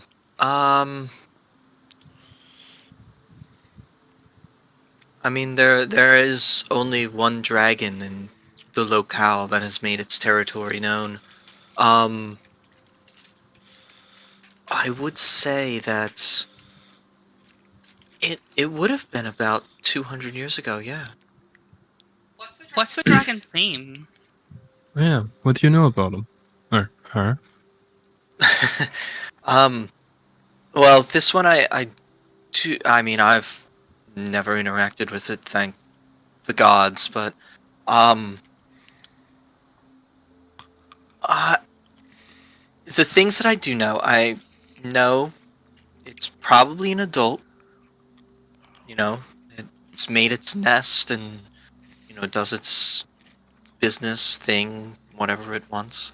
Um, I want to believe, because I haven't seen it in probably the better part of a couple decades. I think it's a white dragon, but I know that's not right because I know there's the white dragon of the mountains to the west. So, White dragons known to be pretty stupid.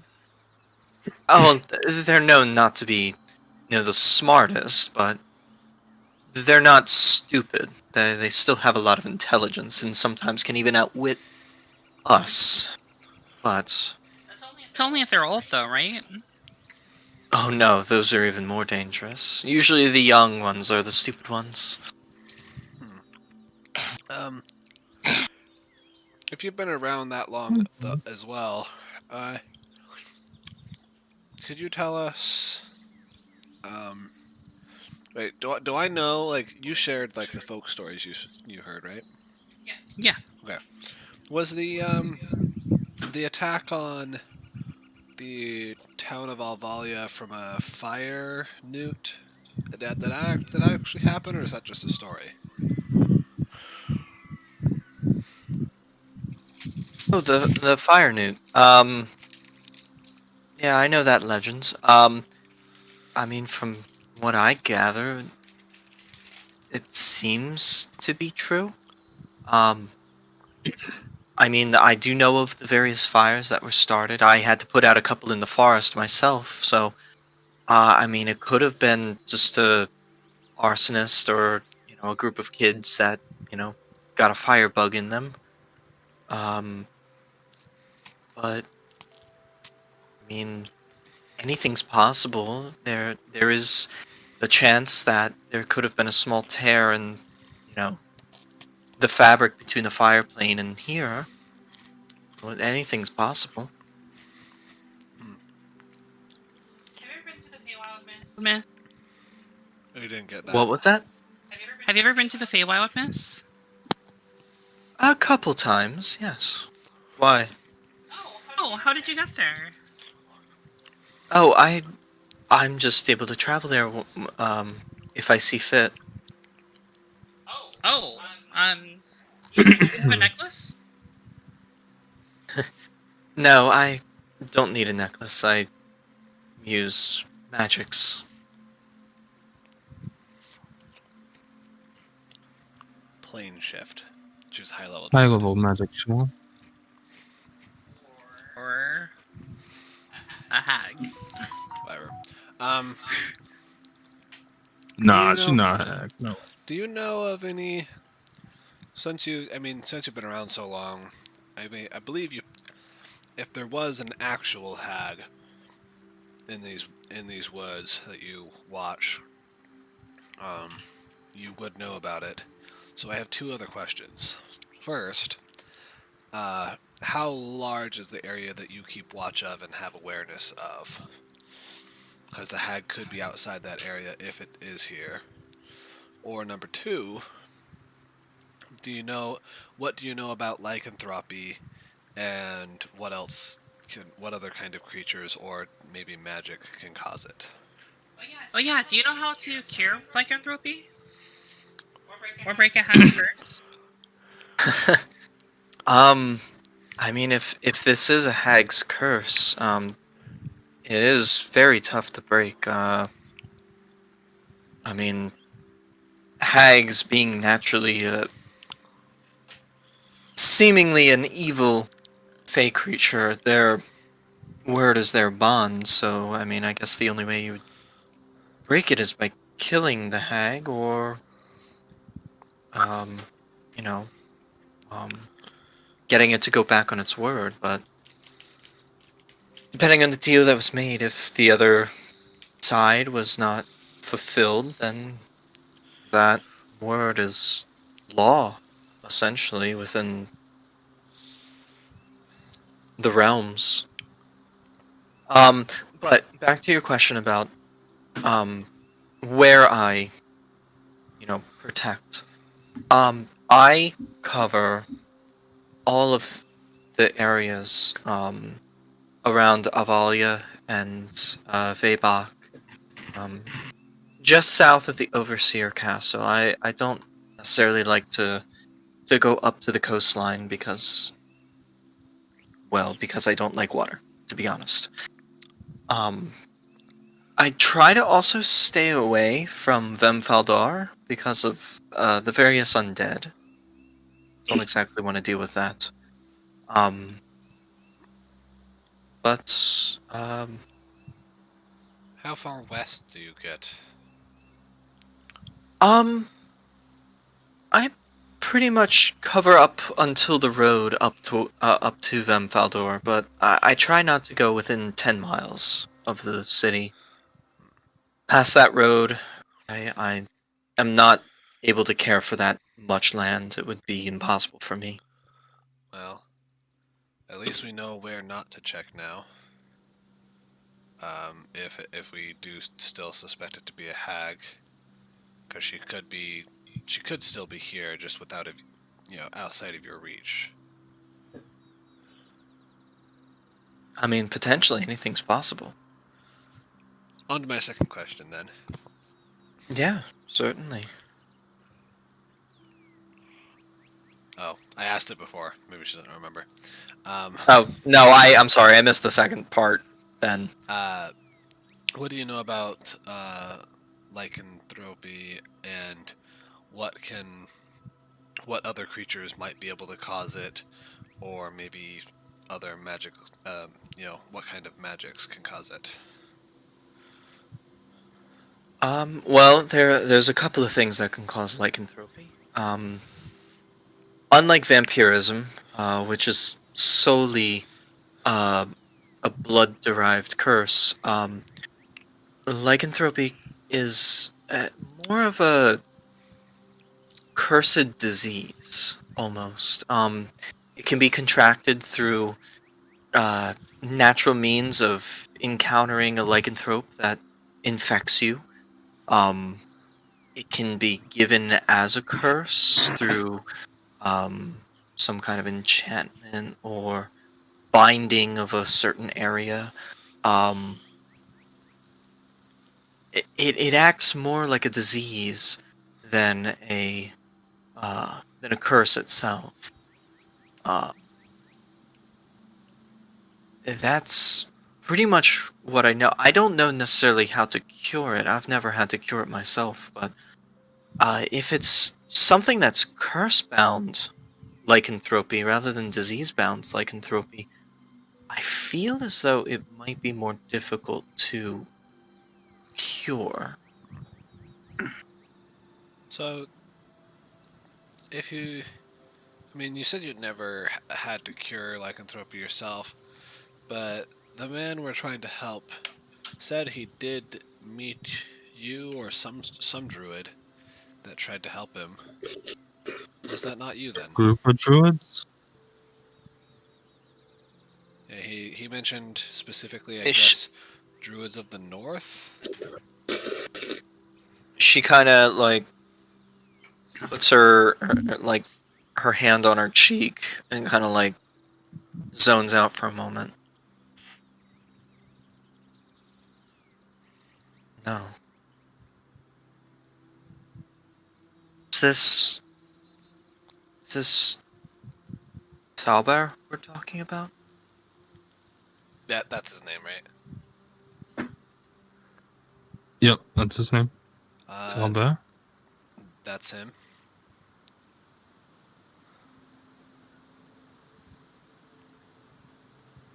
I didn't realize that we were talking about the same man.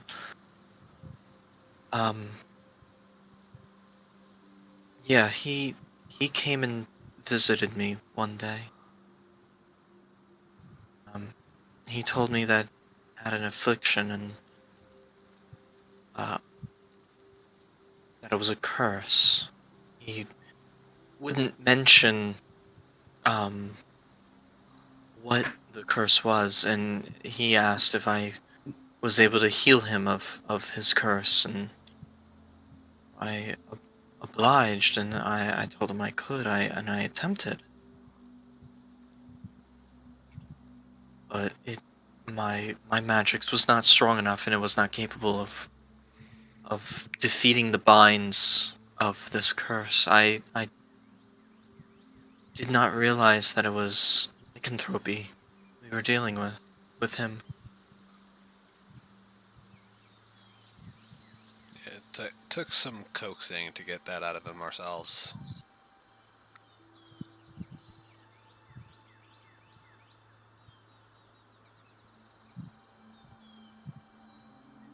I don't know what to say. We just find a way to remove the curse. Is Some he stuff happened. okay? Uh, not exactly. We were. He'll be okay. I mean, in the long run, We if tried we to can break subdue this. him for the night, but it didn't go as we were expecting it to. He broke loose, and we weren't able to contain him. And trying We to were just forced to take measures that we didn't want to take. Now we're trying to remove the curse so we can return him. yeah, we wouldn't want to return him still being cursed. Alavar here extended his time to be revived. It's been 1 day already, or no, 2 days. Yeah, This is we still have a little over 2 weeks. Find a way to help him. When she started describing this person, did she seem on edge? Like she was trying to like withhold something? What do you mean describing this person? When she brought up the I can't remember his name, but the guy Cyber. who yeah, Tyber. When she started describing him, did she seem like, I don't know, like she was withholding anything from us? Roll an insight check. All right, guys, maybe fifth time's the charm. Can Don't do help. that, Matt. Don't do that, Matt. I know what you meant. Hey. All right. She didn't seem on edge. She seemed upset. At the sudden realization that she was dealing with lycanthropy that she was attempting to heal. Well, question for you, ma'am. We actually had to fight him. Does that mean we have it now? Well, none of you got scratched or bit by him, did you? Alavar, were you hurt? You never touched me. I don't Then think any of us got touched. then no. We put him down pretty quick. Okay. Well, then that's good. Lycanthropy typically occurs through wounds. Typically wounds of the mouth. If he was to bite you, almost like rabies, but you know, rabies doesn't cause transformations. Well, I did. I don't know if there's a way you can check. I think I did get a very minor scratch, but I was also polymorphed at the time. I don't know if that matters. Do you have the physical wound on you? Does he? I don't know. I'll check myself. No, you don't. That was your polymorphed form, so. And there was no damage carryover, so. Okay. Yeah, I didn't. I don't have any wounds on me, so I just didn't know if the disease can be contracted through polymorph states. As long as there was no damage carried over from the transformation, you should be okay. Okay.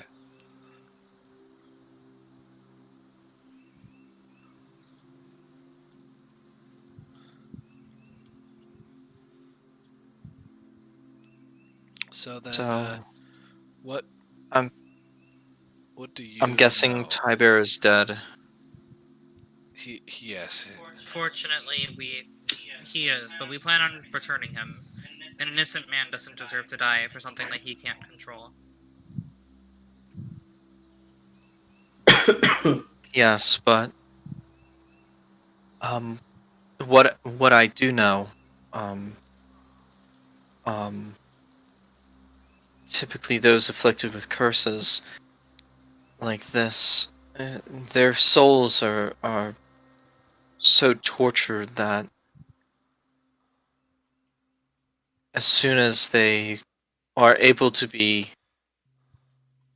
released from the curse and death, usually they don't want to come back. At least in my few experiences with such things. He said he had a family, a wife and kid that he wanted to see again. I'm sure that a man with that kind of resolve isn't going to just roll over and die.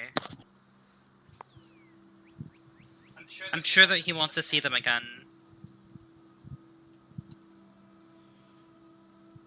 Yes, but does he want to put them through the pain of them seeing him? Especially if he's been gone for however long he was gone from them. I mean, I remember he told me that it was almost 2 years, I think he said that he was afflicted. Yeah, seems about the same for us. When we talk to him.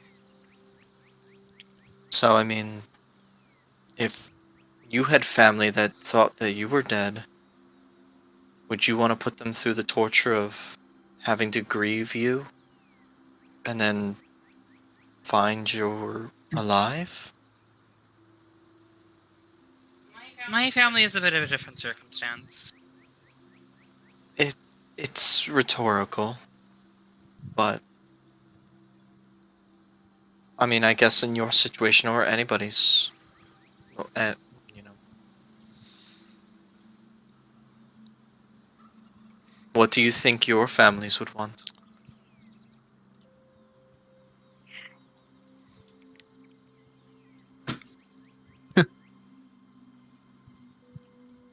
That's probably best not to ask us. Yeah, we are. Well, my mother and father will be happy to see me. They don't even know where I am currently, but they're always happy when they see me again. I've been gone for over 5 years now, since I've been home. But they always welcome me with open arms when I do return.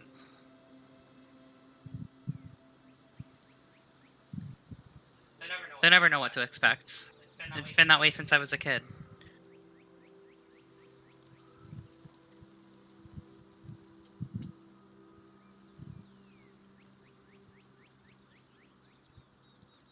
Either way, I do get the point you're trying to make. We're not the best example of who you might want to ask that question to. Okay. But we do understand the point that you're trying to say. Yes. But either way, I believe that he should have the option to if he chooses to. His soul may decide something else, but he should still be given the option to choose. Understandable. And amiable too. Well, I would say that the only way that one could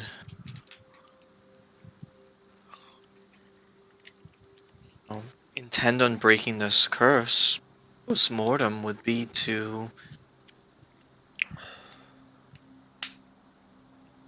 find this creature, whatever inflicted the curse upon him, but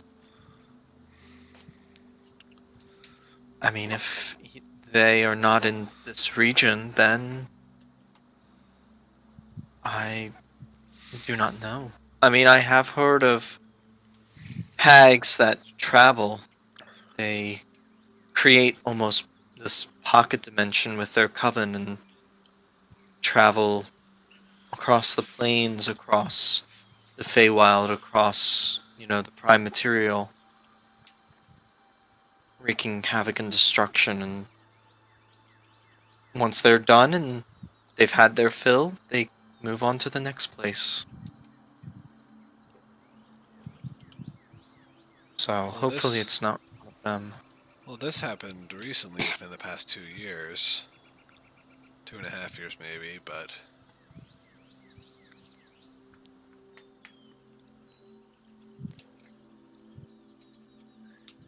he didn't know exactly where it happened. He just mentioned the woods.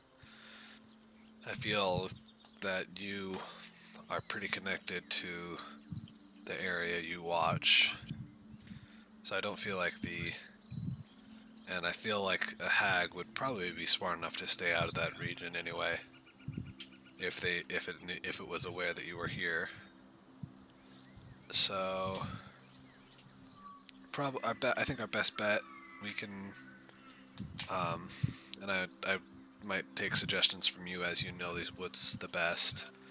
But I think we could hit up the tribal village near here, Hotham, see if they've heard of anything or know of anything. And then we start searching the woods that you don't typically watch. Bet you anything she's probably hiding there.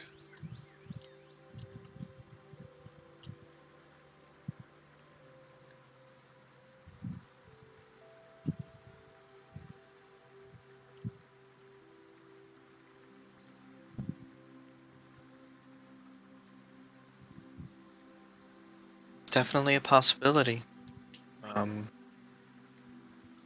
They might know something that I even don't. I mean, I'm only one person, they're a whole village.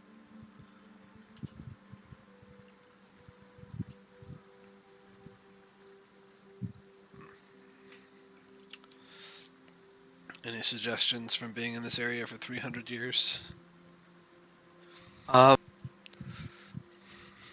Watch out for bears. Watch out for wolves. Watch out for coyotes. It's springtime, or it's coming up on springtime, so the nights are cold. Make sure you bundle up or have a fire. Don't die. I mean, the forest can be a peaceful place, but it can also be a deadly place too. You have to be able to know to travel. Won't need to worry about that last one. That's for sure. I think we've survived much worse than a forest.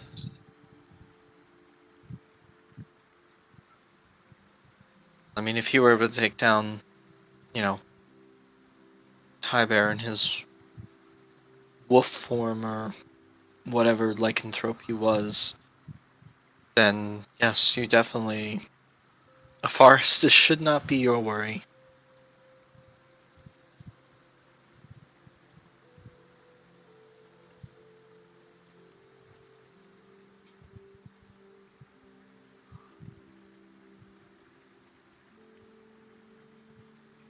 Is that enough for help? I mean, I Oh would. yeah, I'm sorry. We just sort of came and interrupted whatever you were doing, didn't we? I Oh, apologize. that's okay. I was just about to start tending to my garden and whatnot. You did have quite an amazing collection. I wanted to ask you if there was a chance that I could pick some stuff in exchange for something that you may want. Uh, uh, certainly. What might you have that could potentially be of use to me? I have quite a few potions of poison. I have money. I'm not sure if money is what you're looking for. Um, let me see what else I have.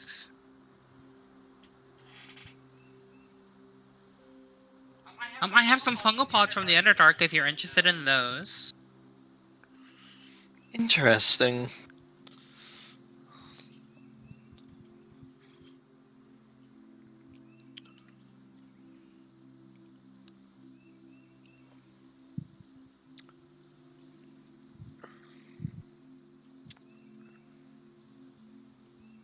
So are you interested in any of that?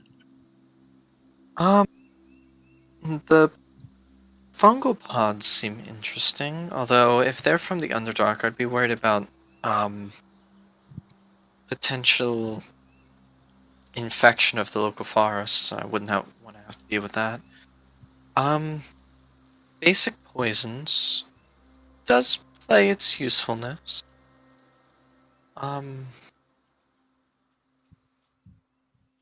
Do you have any other kind of potions or anything? I mean, if you're asking for alchemical ingredients, I would assume that you're practiced or trained of some sort. I'm getting there. I do have quite a. I have some minor potions of healing. I also have a potion of fire resistance, and I can also make you some potions that could help you with exhaustion. But I'm not sure if you ever get exhausted. I definitely have my days. That might be useful. That might be potentially useful. Okay. I don't have them currently brewed, so I would have to brew them for you. Even the But if you're willing ingredients to are wait. okay. Even the Oh, ingredients okay. are okay. I can do the work myself.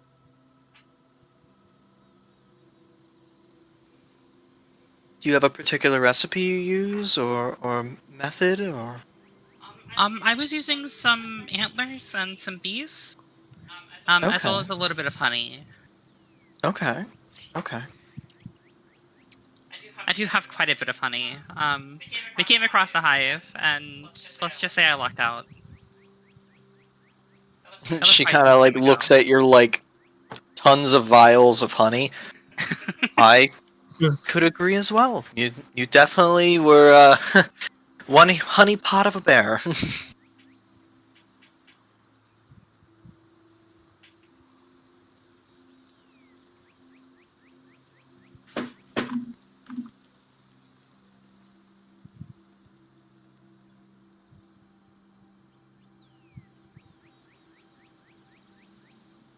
So, do you want to exchange stuff for the heal Or exhaustion allow me to potions? just gather things, yeah.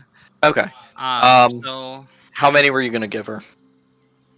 Like however potions many worth? she wanted for me to be able to do what in order for me, like however much she would have been comfortable with to allow me to just pick what I find. I'd say 3 potions worth.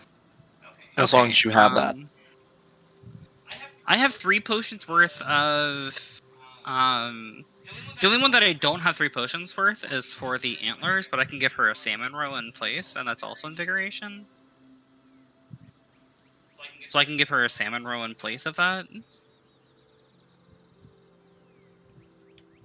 Yeah, So I can give that's fine. her 3 bees, 1.5 pounds of honey, 2 antlers, and then 1 salmon roe. Okay, cool.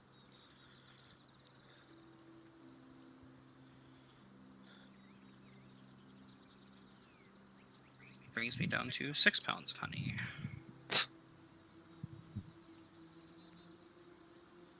Okay, I subtracted it from my sheet. Alrighty. So you are allowed to pick from the herbal garden. Righty. I'm gonna want to pick Frost Miriam.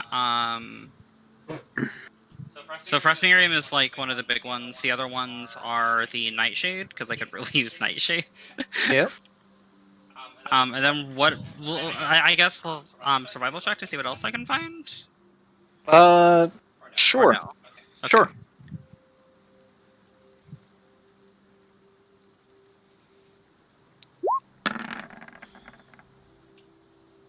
Okay. So among everything, you are able to find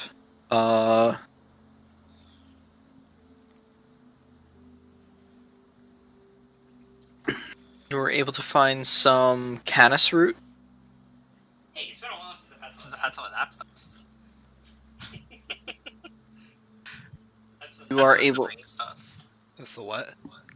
That's the numbing stuff. Oh, so jeez. How many? Just the one. Just the one. Move your mic up a little bit, babe.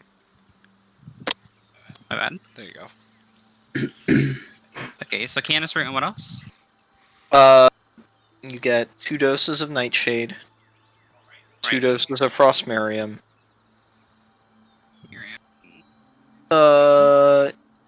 get 1 dose of imp stool. I also have not had that for a while. Alrighty. And then for your final one, you are able to find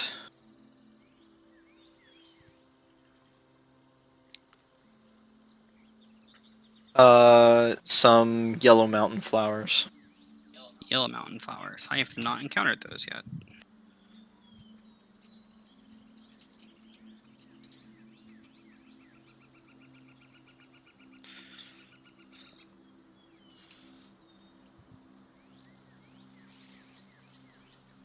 Alright. Anybody else doing anything? No. Yeah, no, I'm all good.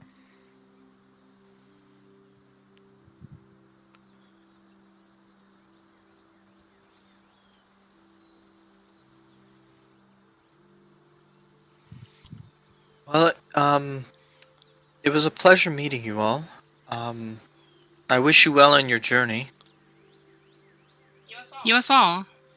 Well, not your journey, but Well, you yeah. know what I mean. I understand. It is going to be getting dark relatively soon, in about 3 hours. Would you like to stay here for the evening on, the meadow, or would you like to go out into the woods and find your own spot? Oh, staying here sounds lovely. It looks like you have a lovely home. Yeah, wherever we stay, we're fine. I have means of keeping us safe wherever we go. Plenty fine. You're free to use my cooking area, um, rather than cooking over like a small fire or whatnot. There's plenty of space in the meadow. As you can see, there's a lot of mosses and stuff that are nice and soft. Um, Feel free to make this your home for the evening. Yeah, that sounds wonderful. Thank you.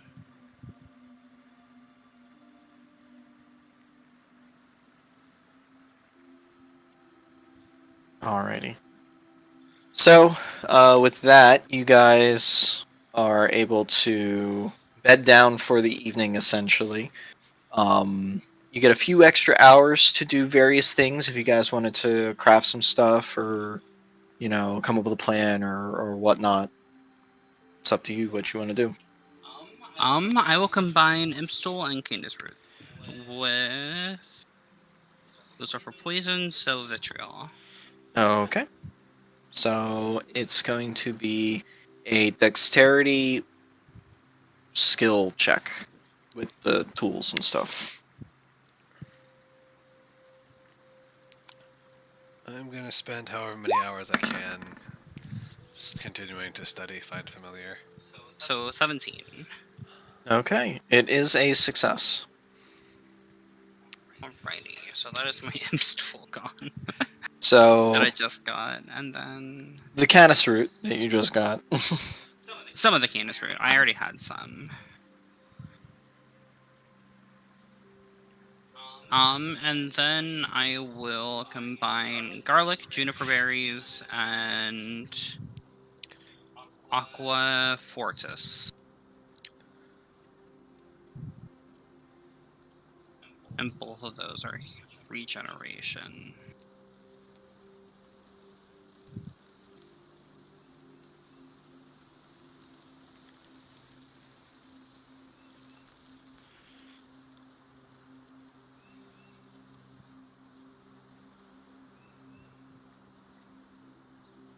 Is that one also gonna be dexterity? Yes.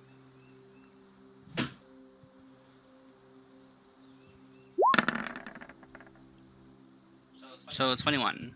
Okay. That one also succeeds. And now I'm proficient in alchemist tools. Yep. Now you are proficient in alchemist tools. After however long we've been together. When did the campaign start? Last spring? years Yeah, ago. about that. Yeah, 2 years ago. I'm talking in-game Oh, time. in game.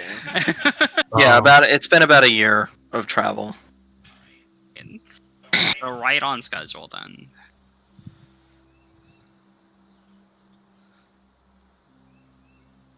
I would like to attempt to try to train my Drake again.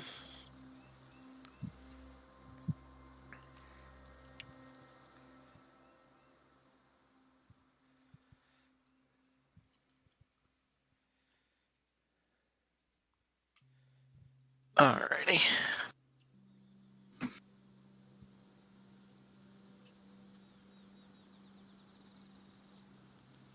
So the potions effects, right? So the first one's a potion of paralysis.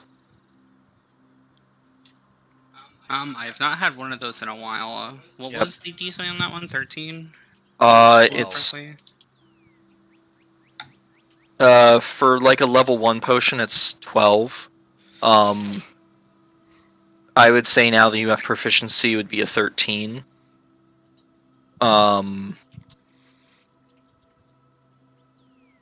However, It's 1 minute repeat at the end of every round, right? for level Or at the 1, end of it's each actually person? 30 seconds Okay. repeat after every round.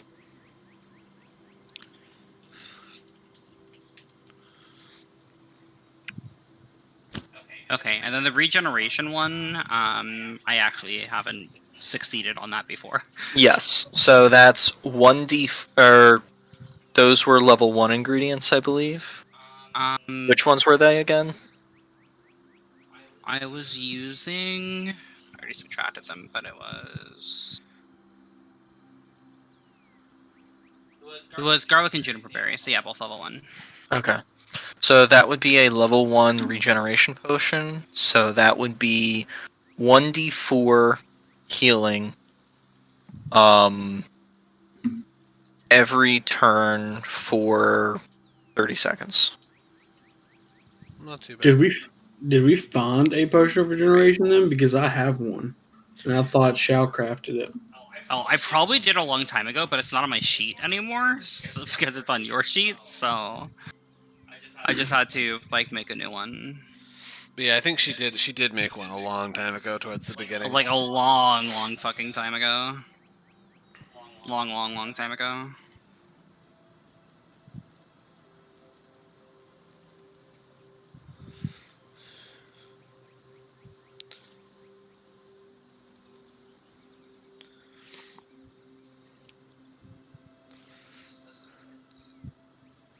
What? Didn't say anything. I'm just writing down notes. Alright, so Gundor, you wanted to what? I wanted to try to train my Drake again. Okay. Animal handling check?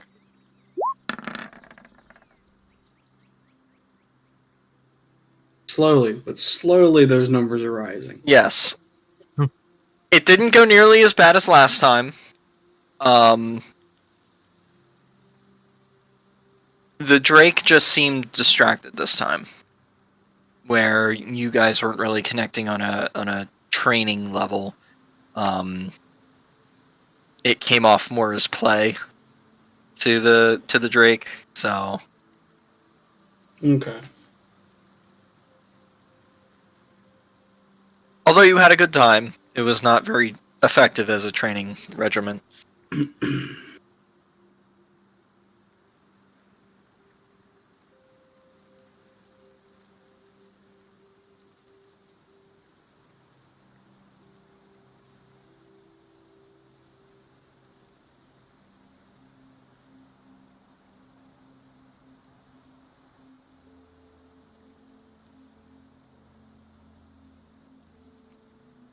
All right. Alavar and Zaris, are you guys looking to do anything, or? No, I don't Yeah, I have wanted to. anything to do. I just wanted to spend what time I could spend learning more, more of Find Familiar. Alrighty. Oh yeah. Wait, never mind. I stopped my time.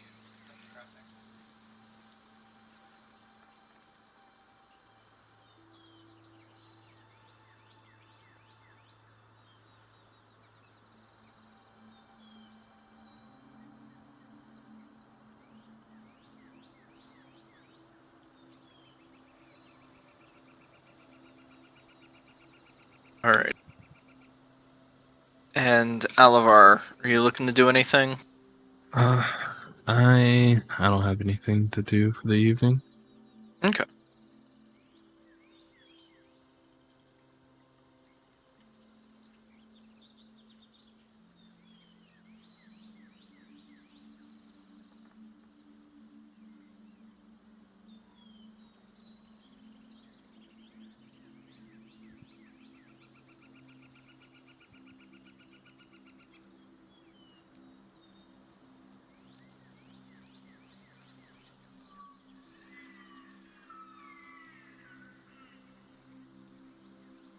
I'm sorry, I was kind of half paying attention because I was doing something on my other screen. How many hours did I get on Find Familiar?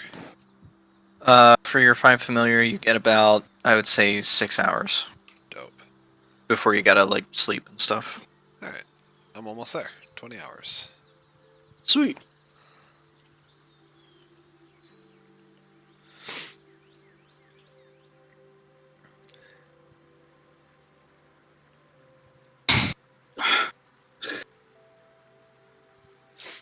Alright. So, you all are able to bed down for the evening. Wake up, no issues. It's very peaceful through the evening, actually, in this area. There's almost like a weird calming effect that the meadow has. It's just tranquil. And it's nice for a change to have this kind of tranquility. That is the opposite of what I was expecting. I was expecting us to wake up in cages in the Feywild.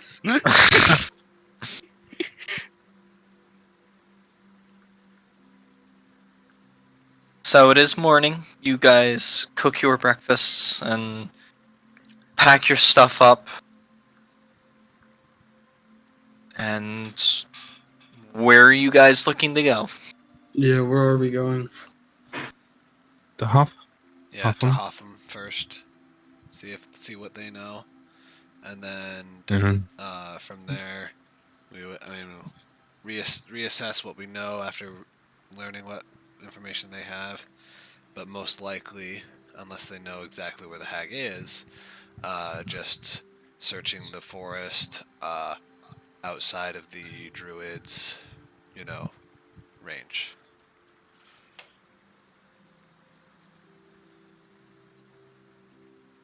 Okay, well, let's head to that village. Alrighty.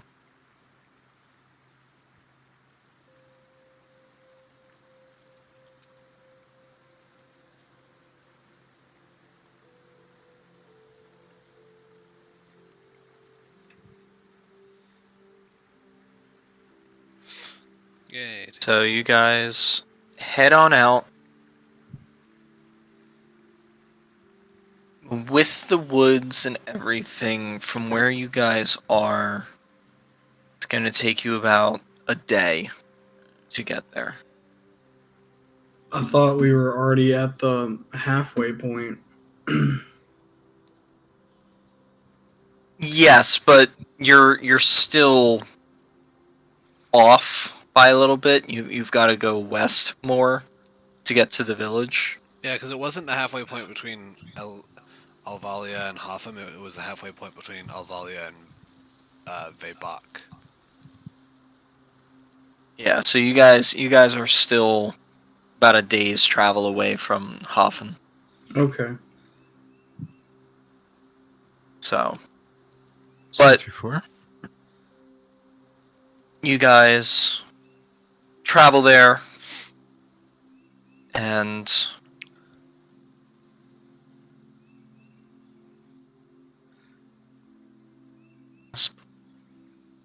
stuff.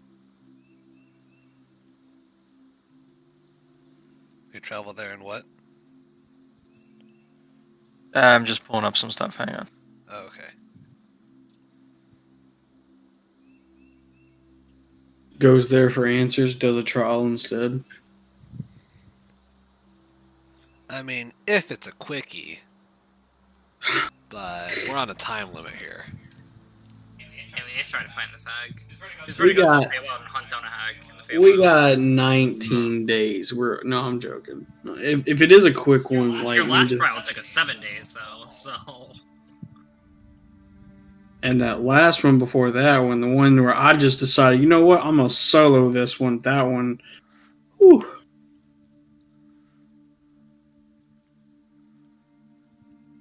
Reminder to self: don't split the party.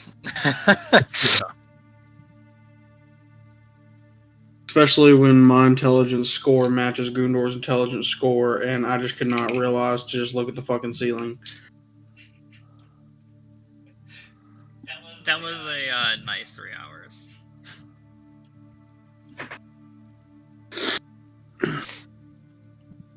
So, as you guys are traveling through the forest, you come upon a wall of upright timbers that are hewn and pointed at the tops. There are various points lashed together to form a thick, solid, tree-based defense or something behind it.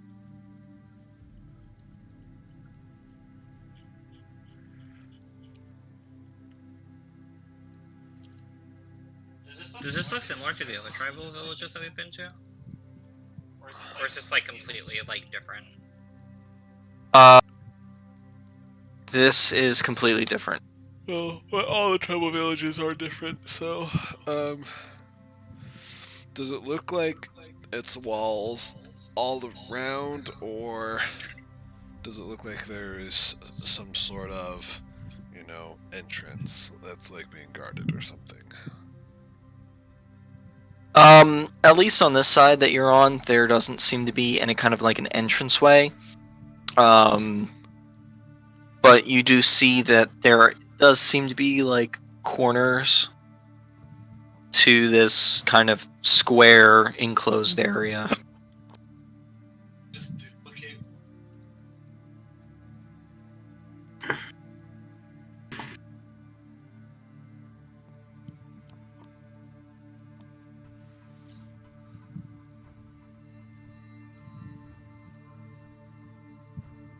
But so the But are side, you? so the side we're on doesn't have like a gate or something. No, there's no gate on your side. Okay.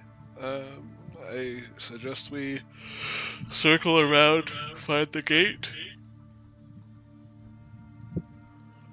Okay. So you guys circle around the walls till you find the side with the gate on it. At this opening, you see there's about 6 tribesmen there. Thick furs surround them as they carry. Most of them, if not all of them, carry axe-based weaponry, whether it's essentially a bandolier of throwing axes, or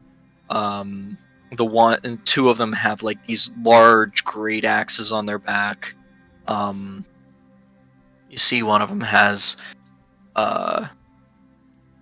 like 2 small hand axes, and the other ones all have kind of like these side.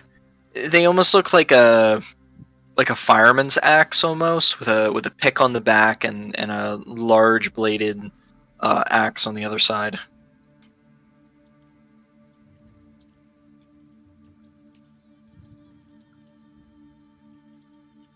I'm gonna just say, Gundor, you take the lead. Gotcha. And just start walking towards the entrance. As they see you approach, the one with the great axe proceeds to come up to you. The 3 with the regular axes seem to pull down on them and now hold them in their hand. the other ones just kind of ready, like get their hands in almost like a ready position, just watching you all as you approach.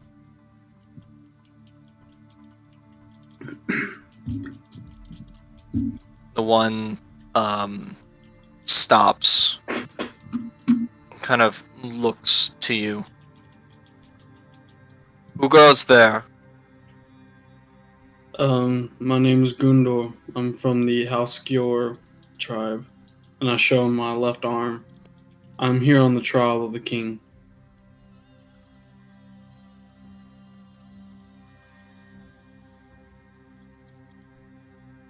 Who are these other ones?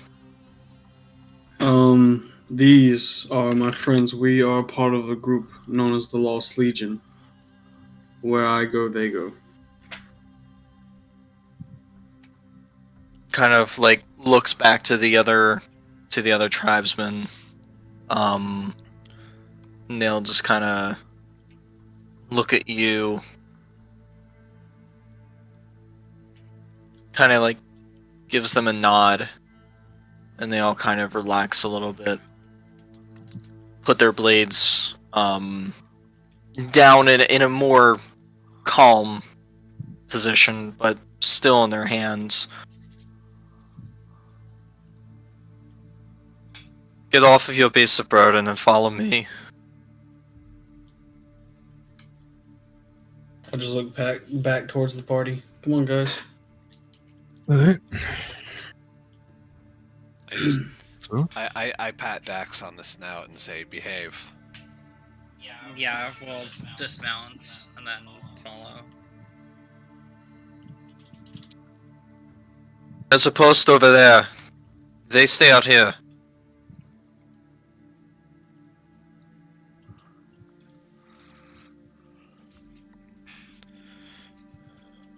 I guess Okay. we'll go we'll tie tie up up Drake's. alright then. And as we're walking, I'll just talk to the guard. I'll be like, "You seemed tense when we walked up. Is everything going all right in the village?" You are outsiders. You are not one of us. We do not get many outsiders coming in, and those that we do usually have ill intentions. We're actually searching for something, and I was wondering if maybe you've heard anything about it on these neck of the woods. Stop. You will talk to the king and the chieftain. Okay. So,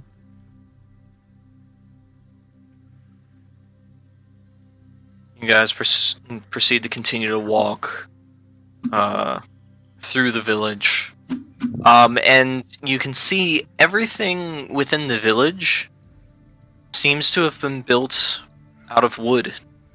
The craftsmanship on these cabins are incredible. Everything is made out of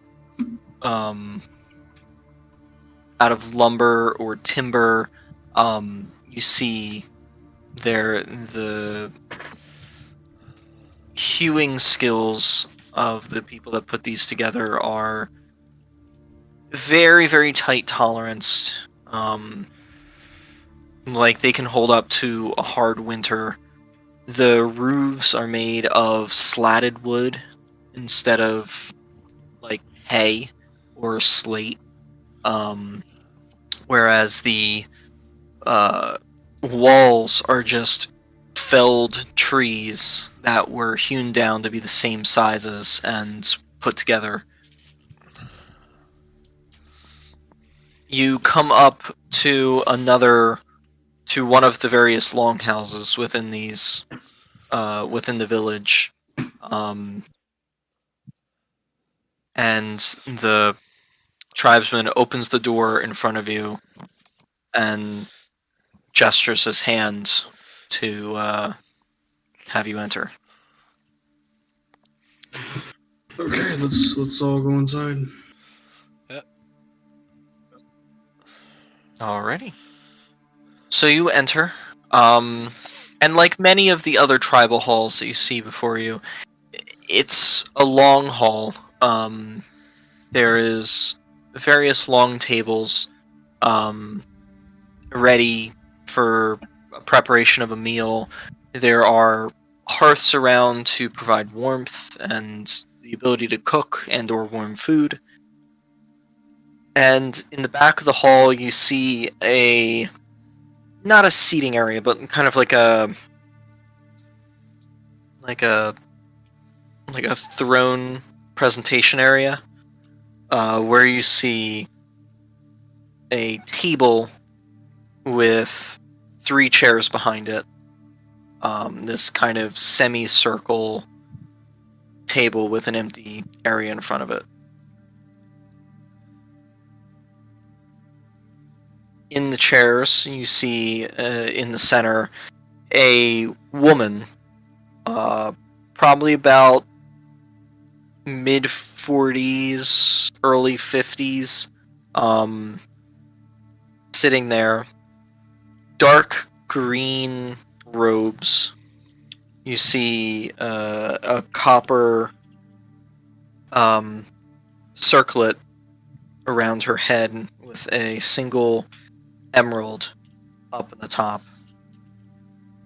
To the left, you see a large, burly, almost lumberjack-like man sitting there. A large fur crossed over his chest. You can see it's most likely an entire wolf pelt. You see off to his side there is some sort of long handle leaning up against his chair. Probably some form of great weapon. And to the right, you see kind of this, not gnarled, but like kind of this very cantankerous looking older man. The one eye is completely whited out. Probably blind completely in that eye. The other eye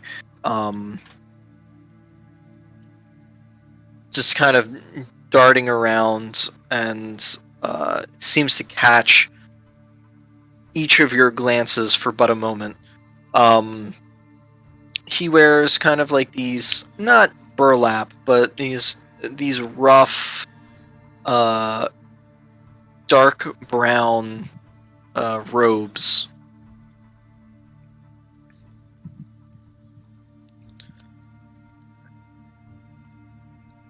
Very plain, very simple. You proceed to go up to the front, in front of these tables. The woman looks to the tribesman. Who are these outsiders that you bring into the village? Chieftain, these are outsiders, as you just said. They say, this one here says he is from House Cure, and that they are of a group known as the Lost Legion. They travel across No Hayden, and he said wherever he goes, they go.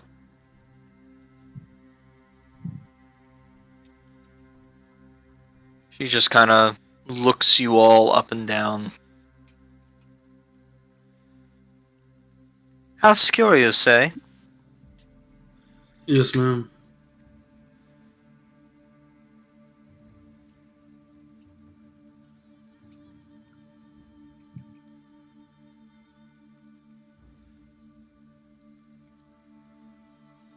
She just kind of looks at all of you.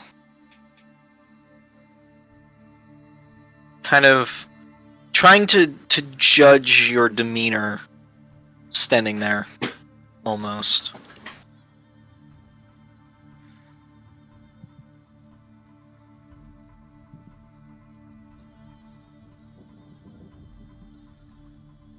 The lake is quite beautiful this time of year, isn't it? Is she talking about the lake in House Cure? Yeah, the lake at Halskior. Yes, actually. With the it's winter right now, right? It's winter starting to come into spring. At this point in the year, trees are starting to show their colors again, and it just really looks really nice on the lake. So you've been to my village before. Yes, I have. It's been some time, but it might be time for a visit. She just kind of waves in the air, and the three tribesmen that were behind you put down their weapons completely, back on their hooks to their sides, and the other tribesman who led you there kind of peels off, and the four of them kind of take a back seat to the conversation in the back of the room.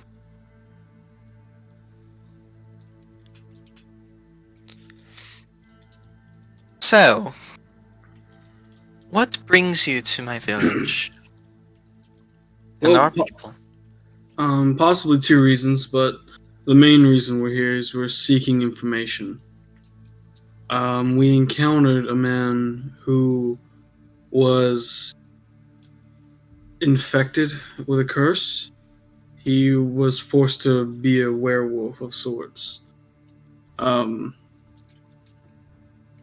I was curious to see if you've had any readings on hags in the area, because he described an older woman claiming a hag put the curse on him.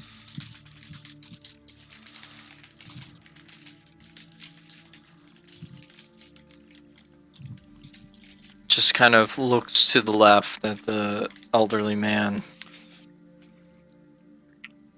A hag, you say? Yes. There have not been any sorts of hags in this area for a very, very long time. Nigh but 400 years, almost, from my recollection.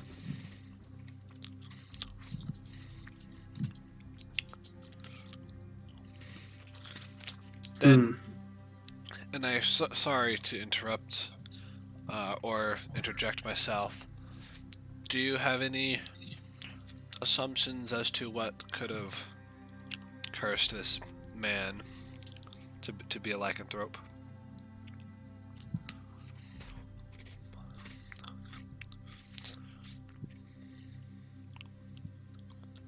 The woman looks to you, Zaris.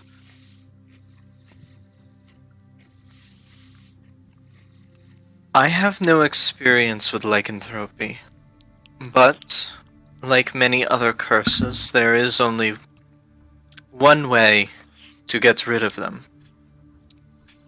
and that is unfortunately extermination. So there's no way to reverse it at all. Is that what you're saying? Aye. What if they were? What if they died and were brought back to life? Would they still have the curse? I would only think so, just because when he died, he's remained in that form.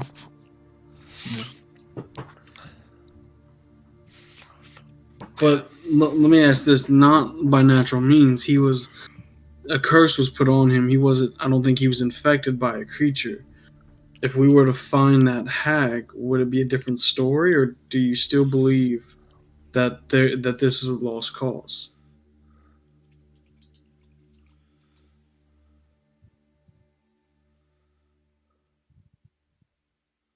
Are you sure it was a hag? To be honest, no. Was he just spinning up tales, He was trying to lure you into a trap? He seemed more distraught. He seemed like he was in pain, and that he didn't want to hurt anyone. That's the presence that he gave off. I don't think he was trying to lure us into a trap. Even when we tried to stay with him for as long as we could, he kept saying, "It's a better idea if you leave. It's a better idea if you leave." So I don't think he had any ill intentions of lying to us.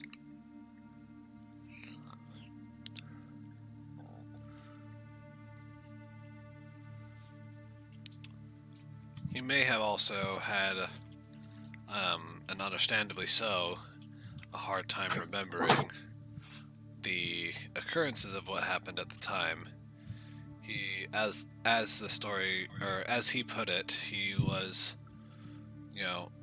almost dead, barely still alive when the hag or whatever it was that saved him found him, made some sort of deal to keep him alive, and that is what ended up turning him into a lycanthrope. And in turn also saving his life, I suppose.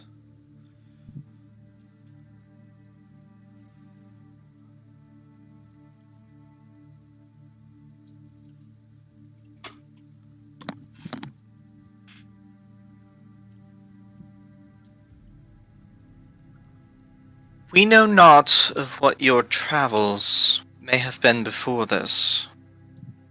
What journey you might have entailed, but in our village we have not had any experiences with lycanthropy.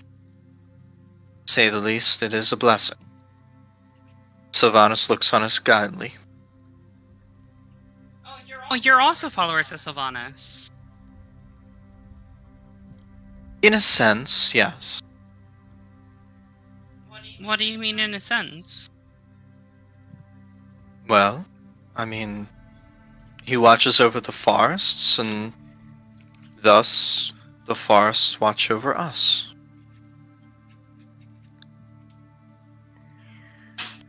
Sylvanus looks kindly on those who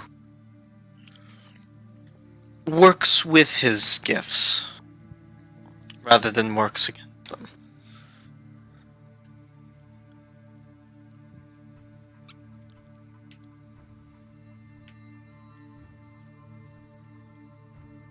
So this is a lost cause.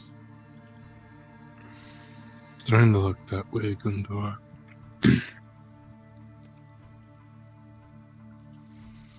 I mean, we could, Oh, go ahead. So if what they're saying is true, that is.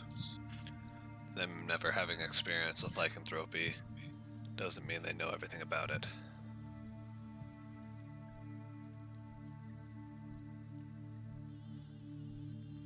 So this could potentially be Anthony giving us a hint to do something else. Bro, we killed this guy. Shao is like not gonna fucking be okay with killing an innocent man. Like we can. I don't. there He has to be wouldn't. something we can do. He wouldn't want to be brought back, though. Like He really I wouldn't. just I feel like how this is stacking up. I feel like if we continue this, we might find that hag, but there's just so many downsides that I'm seeing so far. He may not want to come back. He may not want to go see his family. Yeah. If we kill the hag, though, then I think that would at least like give Shao some peace of mind. If it is a We hag, can we s- don't even know for sure we- anymore. But Because we I would mean, be on a wild goose that's- chase. that's from multiple sources that there is no hag in the area in the time that he says he was cursed. So if it, like, I have a feeling it's not a hag, whatever did curse him. wondering if it could be that bear. Maybe that bear was a lycanthrope. True. I don't know.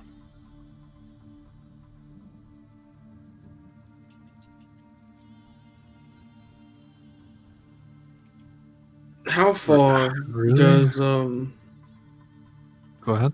I was gonna say, how far do you all watch the area of your village?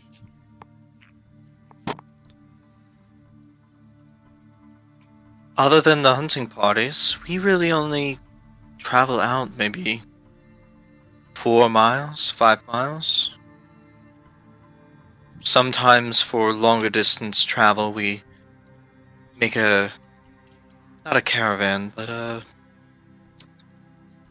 kind of a traveling pack. But other than that, we tend not to stray from the village.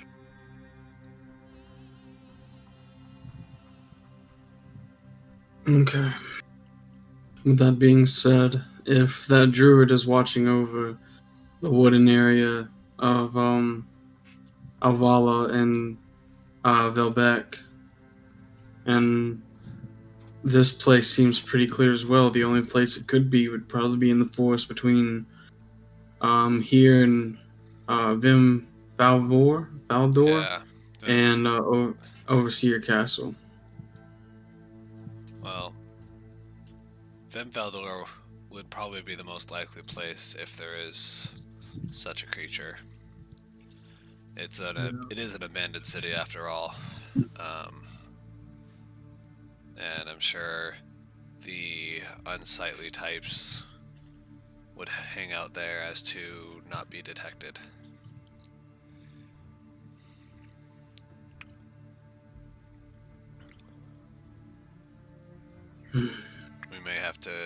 We can check around the city, and then maybe even venture inside depending on what we find.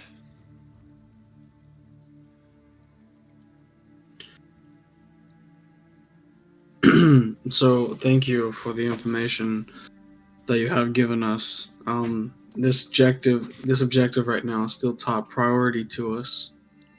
But when I'm done with that, I would like to take the trial through your king.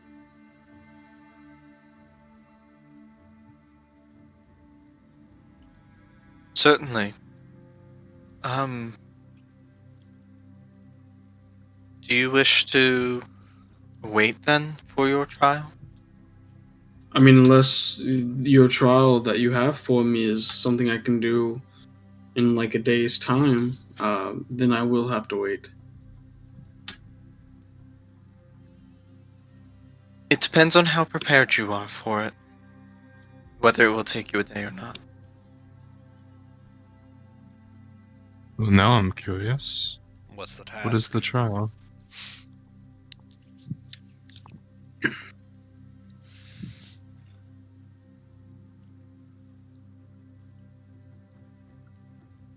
Can I know of the trial? Chief looks to the king, who just kind of, from his kind of back resting on the throne, he kind of leans forward. So you wish to know about the trial? Yes. Then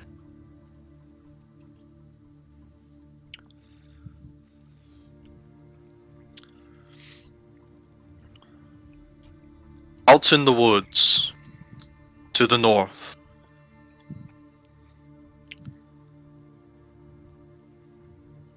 there is a grove of trees, magical in nature. A gift from Sylvanus and his family.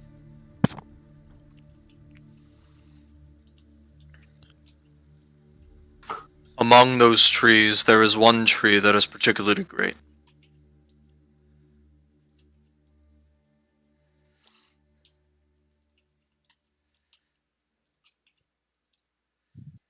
Somehow, someway, you must achieve reaching the peak of those trees.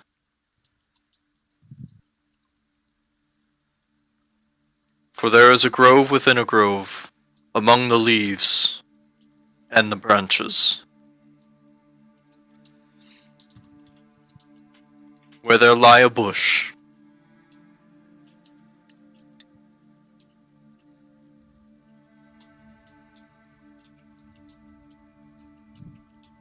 Bring back one of these flowers.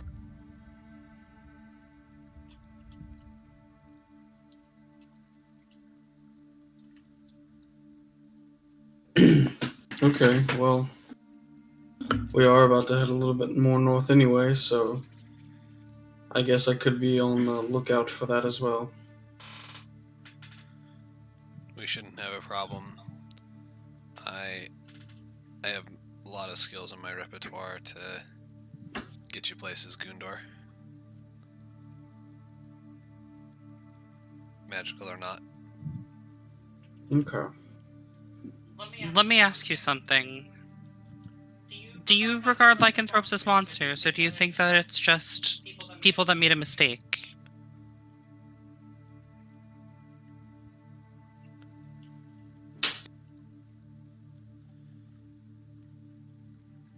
The chief kind of looks at you.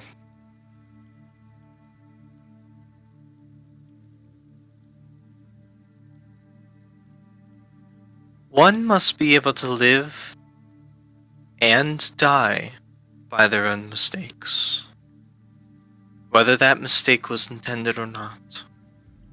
They must take that to Valhalla and Father.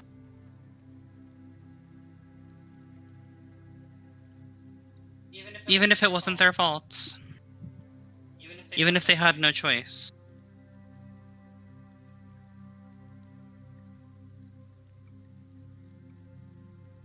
The world is cruel, and unfortunately not all have it easy. And unfortunately some must learn painful lessons. There is a cycle to life, and unfortunately some people are caught at the bottom of the valleys, where If you others killed- ride to the top of the mountains. Let me rephrase that. If you killed a lycanthrope that didn't want to be a lycanthrope, how would you go? How would you consider that? Would you consider that as doing them a favor, or how would you see them like that?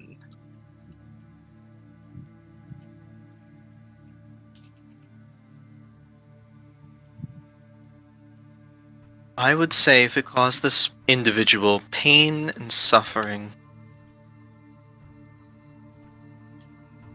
then by culling the beast, we did in fact do them a favor.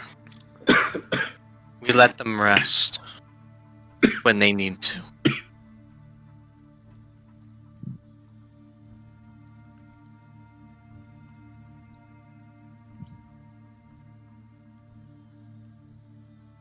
And we hope in our day, when our time comes, that our actions, such as that,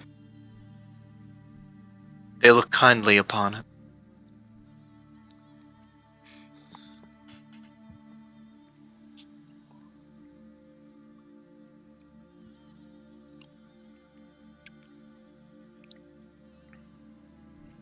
Well, I guess we just have to hope that he's in a better place then. If there's no way to remove the curse, then I'm not sure what else we can do.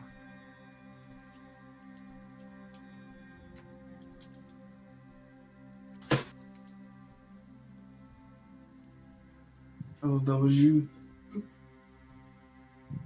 You were just downstairs, right? Okay, so yeah, probably nothing.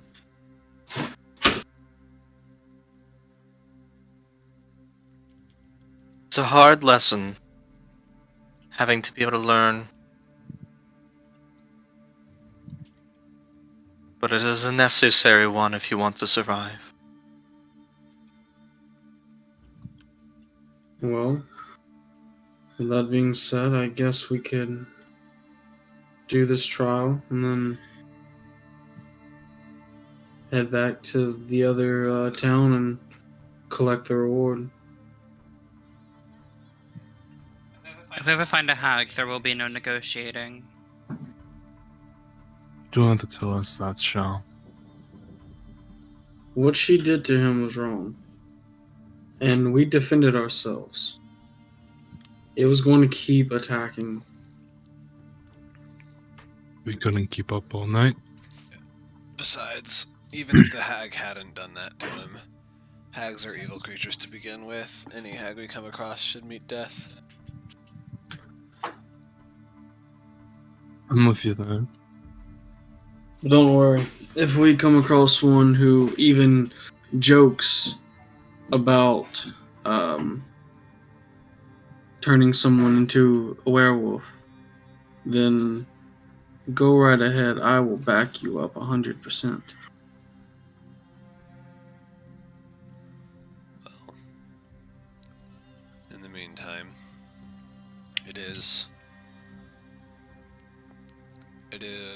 getting late. Is there a possibility we could stay in the village the night and be off in the morning? Yeah, that's what I thought too. At 10:43 p.m. I know. We can provide a house for you. We have a longhouse available to those who travel.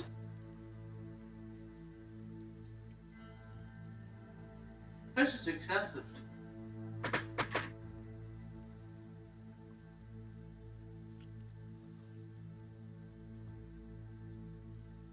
So, am I to understand that you are going to begin your trial tomorrow then? Yes. Very good. The king looks to you. Very good indeed. Guys, after this one, I'm gonna be one trial away from completion. Yeah, and then we have to find a reason to get over to Finyoska. Yeah, Finyoshka. Because that, like, Finyoska is by far the most out of the way village out of all of them.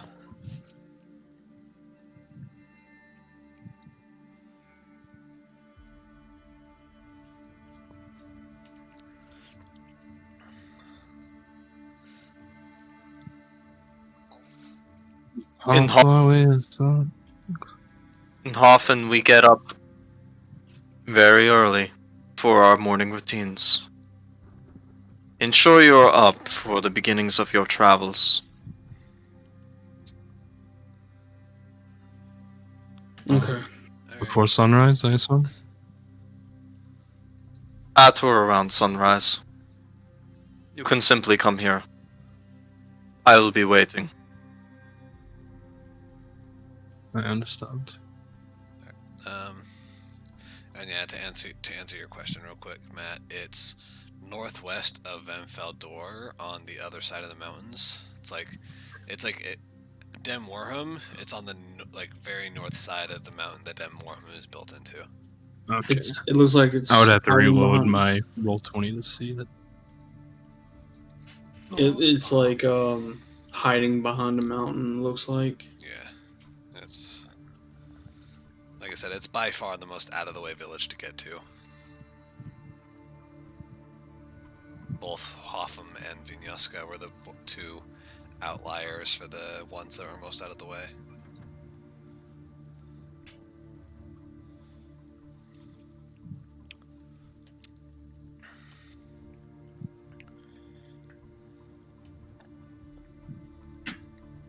Alrighty. So, the four tribesmen, as you guys leave the hall, they break off. The one tribesman that led you there waits for you outside, proceeds to show you to your small cabin. It's very, very nice. The beds are extremely soft, and it's probably one of the nicest, coziest places you've slept in a very long time.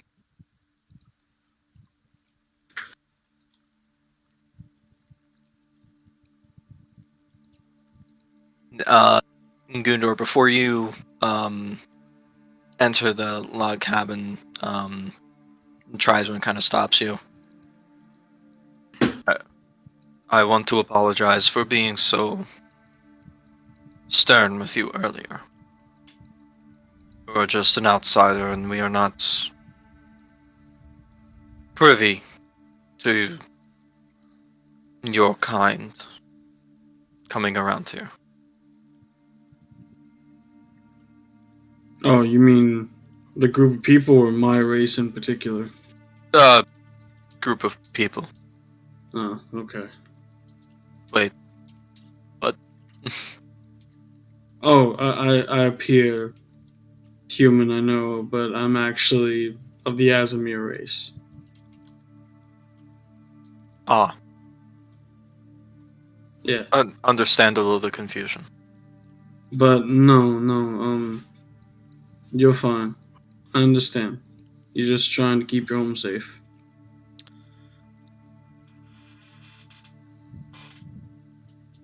If you need anything, feel free to ask any of the various tribesmen. They will. We all are a family. We all, help one another. I'm grateful. Well, good night. Good night. And he proceeds to leave.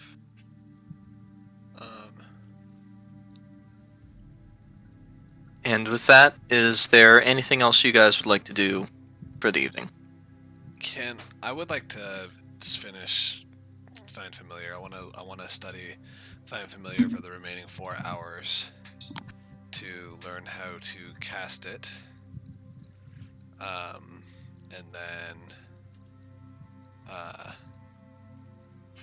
believe I got the materials from Alavar in order to cast it before. Let me see.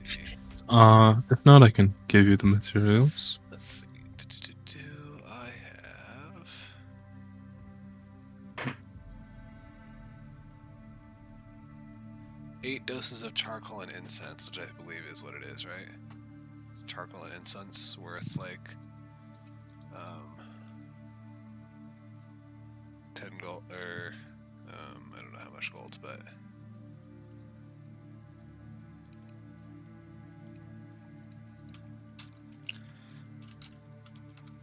yeah, either way, can I spend 4 hours finishing up learning the spell? Easy enough to do. Hell. What time is it right now?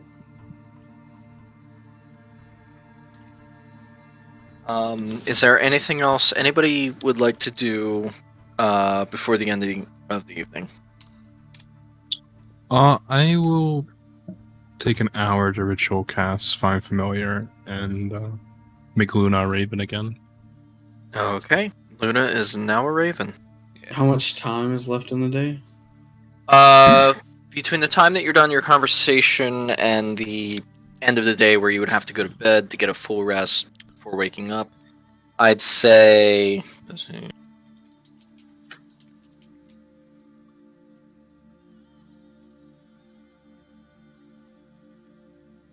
So you have about 5 to 6 hours. Dope. So I do have enough time to both finish learning Find Familiar and then cast it. Yes. Hell yeah. I'll head outside of the village. Well, before I head outside the village, I'll let the party know that I'm going to go feed the drakes and try to train my drake again. And I'm going to head out and go where the drakes are and attempt to try to train my drake again. I'm just So- gonna spend my daily time with Skitty as well. Alrighty. Each of you guys roll animal handling checks. And I just look at Seif and I'm just like, it's you and me. You and me right now. Okay. Your time goes well, Shao. Oh, no. The drakes are... All of them are just not having it. They're not happy. It started to snow a little bit, and Oh man. they look cold and rambunctious, and it was just not a good time. Now let me see if I can figure something else out for you. And I'm going to head back into the village and see if there's somewhere else we can, or somewhere else I can put our drakes at so they won't get cold because of the snow. Okay. Roll a investigation check.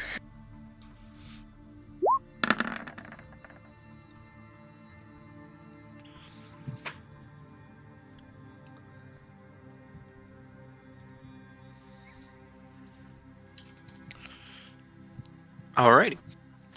Takes you a little bit, but you eventually find a stable that when you explain your situation, they are able to accommodate your drakes. Okay. Then I grab all the drakes and I bring them over. Alrighty. Easy enough to do. It takes a little while, but, you know, it's not hard. And then I'll head back to the cabin, explain that I moved the drakes, and then I would meditate before sleeping. Alrighty.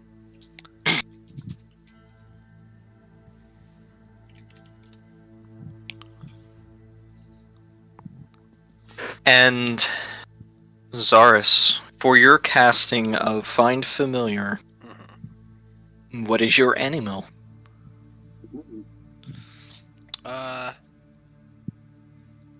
For now,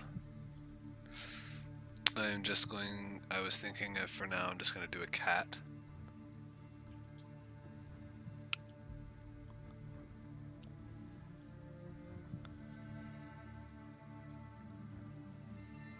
I'm trying to think of a name. Oscar. Would his last name be Meyer? That's not a bad idea too, man. Oh god, no, please. It was only a Not like meme! this. It was only a meme! Not Call, like this. call him Chef, last name Boyardi. Oh Right. god. Let's see.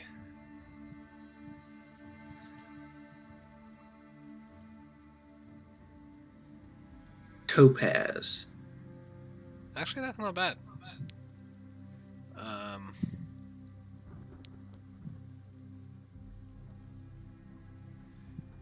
Actually, I'm gonna do to go along with my red skin. I was gonna say I like the idea of a gem. My familiar's name is a ruby.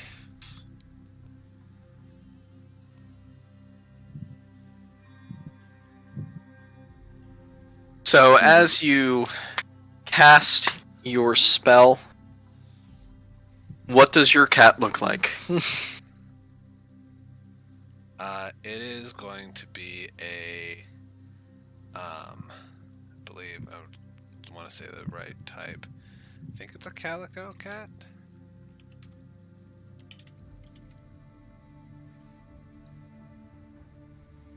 Yeah. So a calico cat, the ones that are like white, normally like white, like orangish, and then black, kind of all over. But instead of the orange spots, they're going to be bright red spots. So it'll be white, black, and then bright red. Cool. I like it. Alright. Poof! You have a cat. In those colors. Yeah.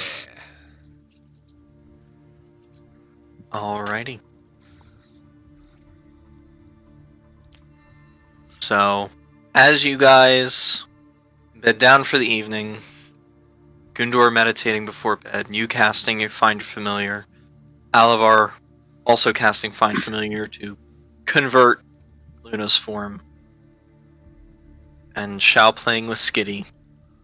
All of you having some form of animal companion now. The insanity. I don't. Oh god. Honestly, Find Familiar is OP. Because, you know. And you get a pet. And you get a pet. And you get a pet. See, there's a cool spell that I want to get when if I ever play like another spellcaster. class. It's called Flock of Familiars. Oh yeah. Oh, I know God. what it is. I've heard of And that one. I love it because it just feels like you're Kakashi from Naruto using the summoning jutsu and summoning all his dogs. Because like you can summon like I think up to like 6 or 7 animals. It's and, like like- 6. Yeah, but it only lasts an hour though, I think. Yeah, but familiars are just good because if you can take them into combat with you and they have their own initiative and they can essentially go to anyone and provide the help action on anybody. Like, it's very good. Who is that? Man, I don't know. Someone keeps beating on the wall. And I'm about to start banging back. It's like 11 p.m. and people are just like doing something. People being inconsiderate.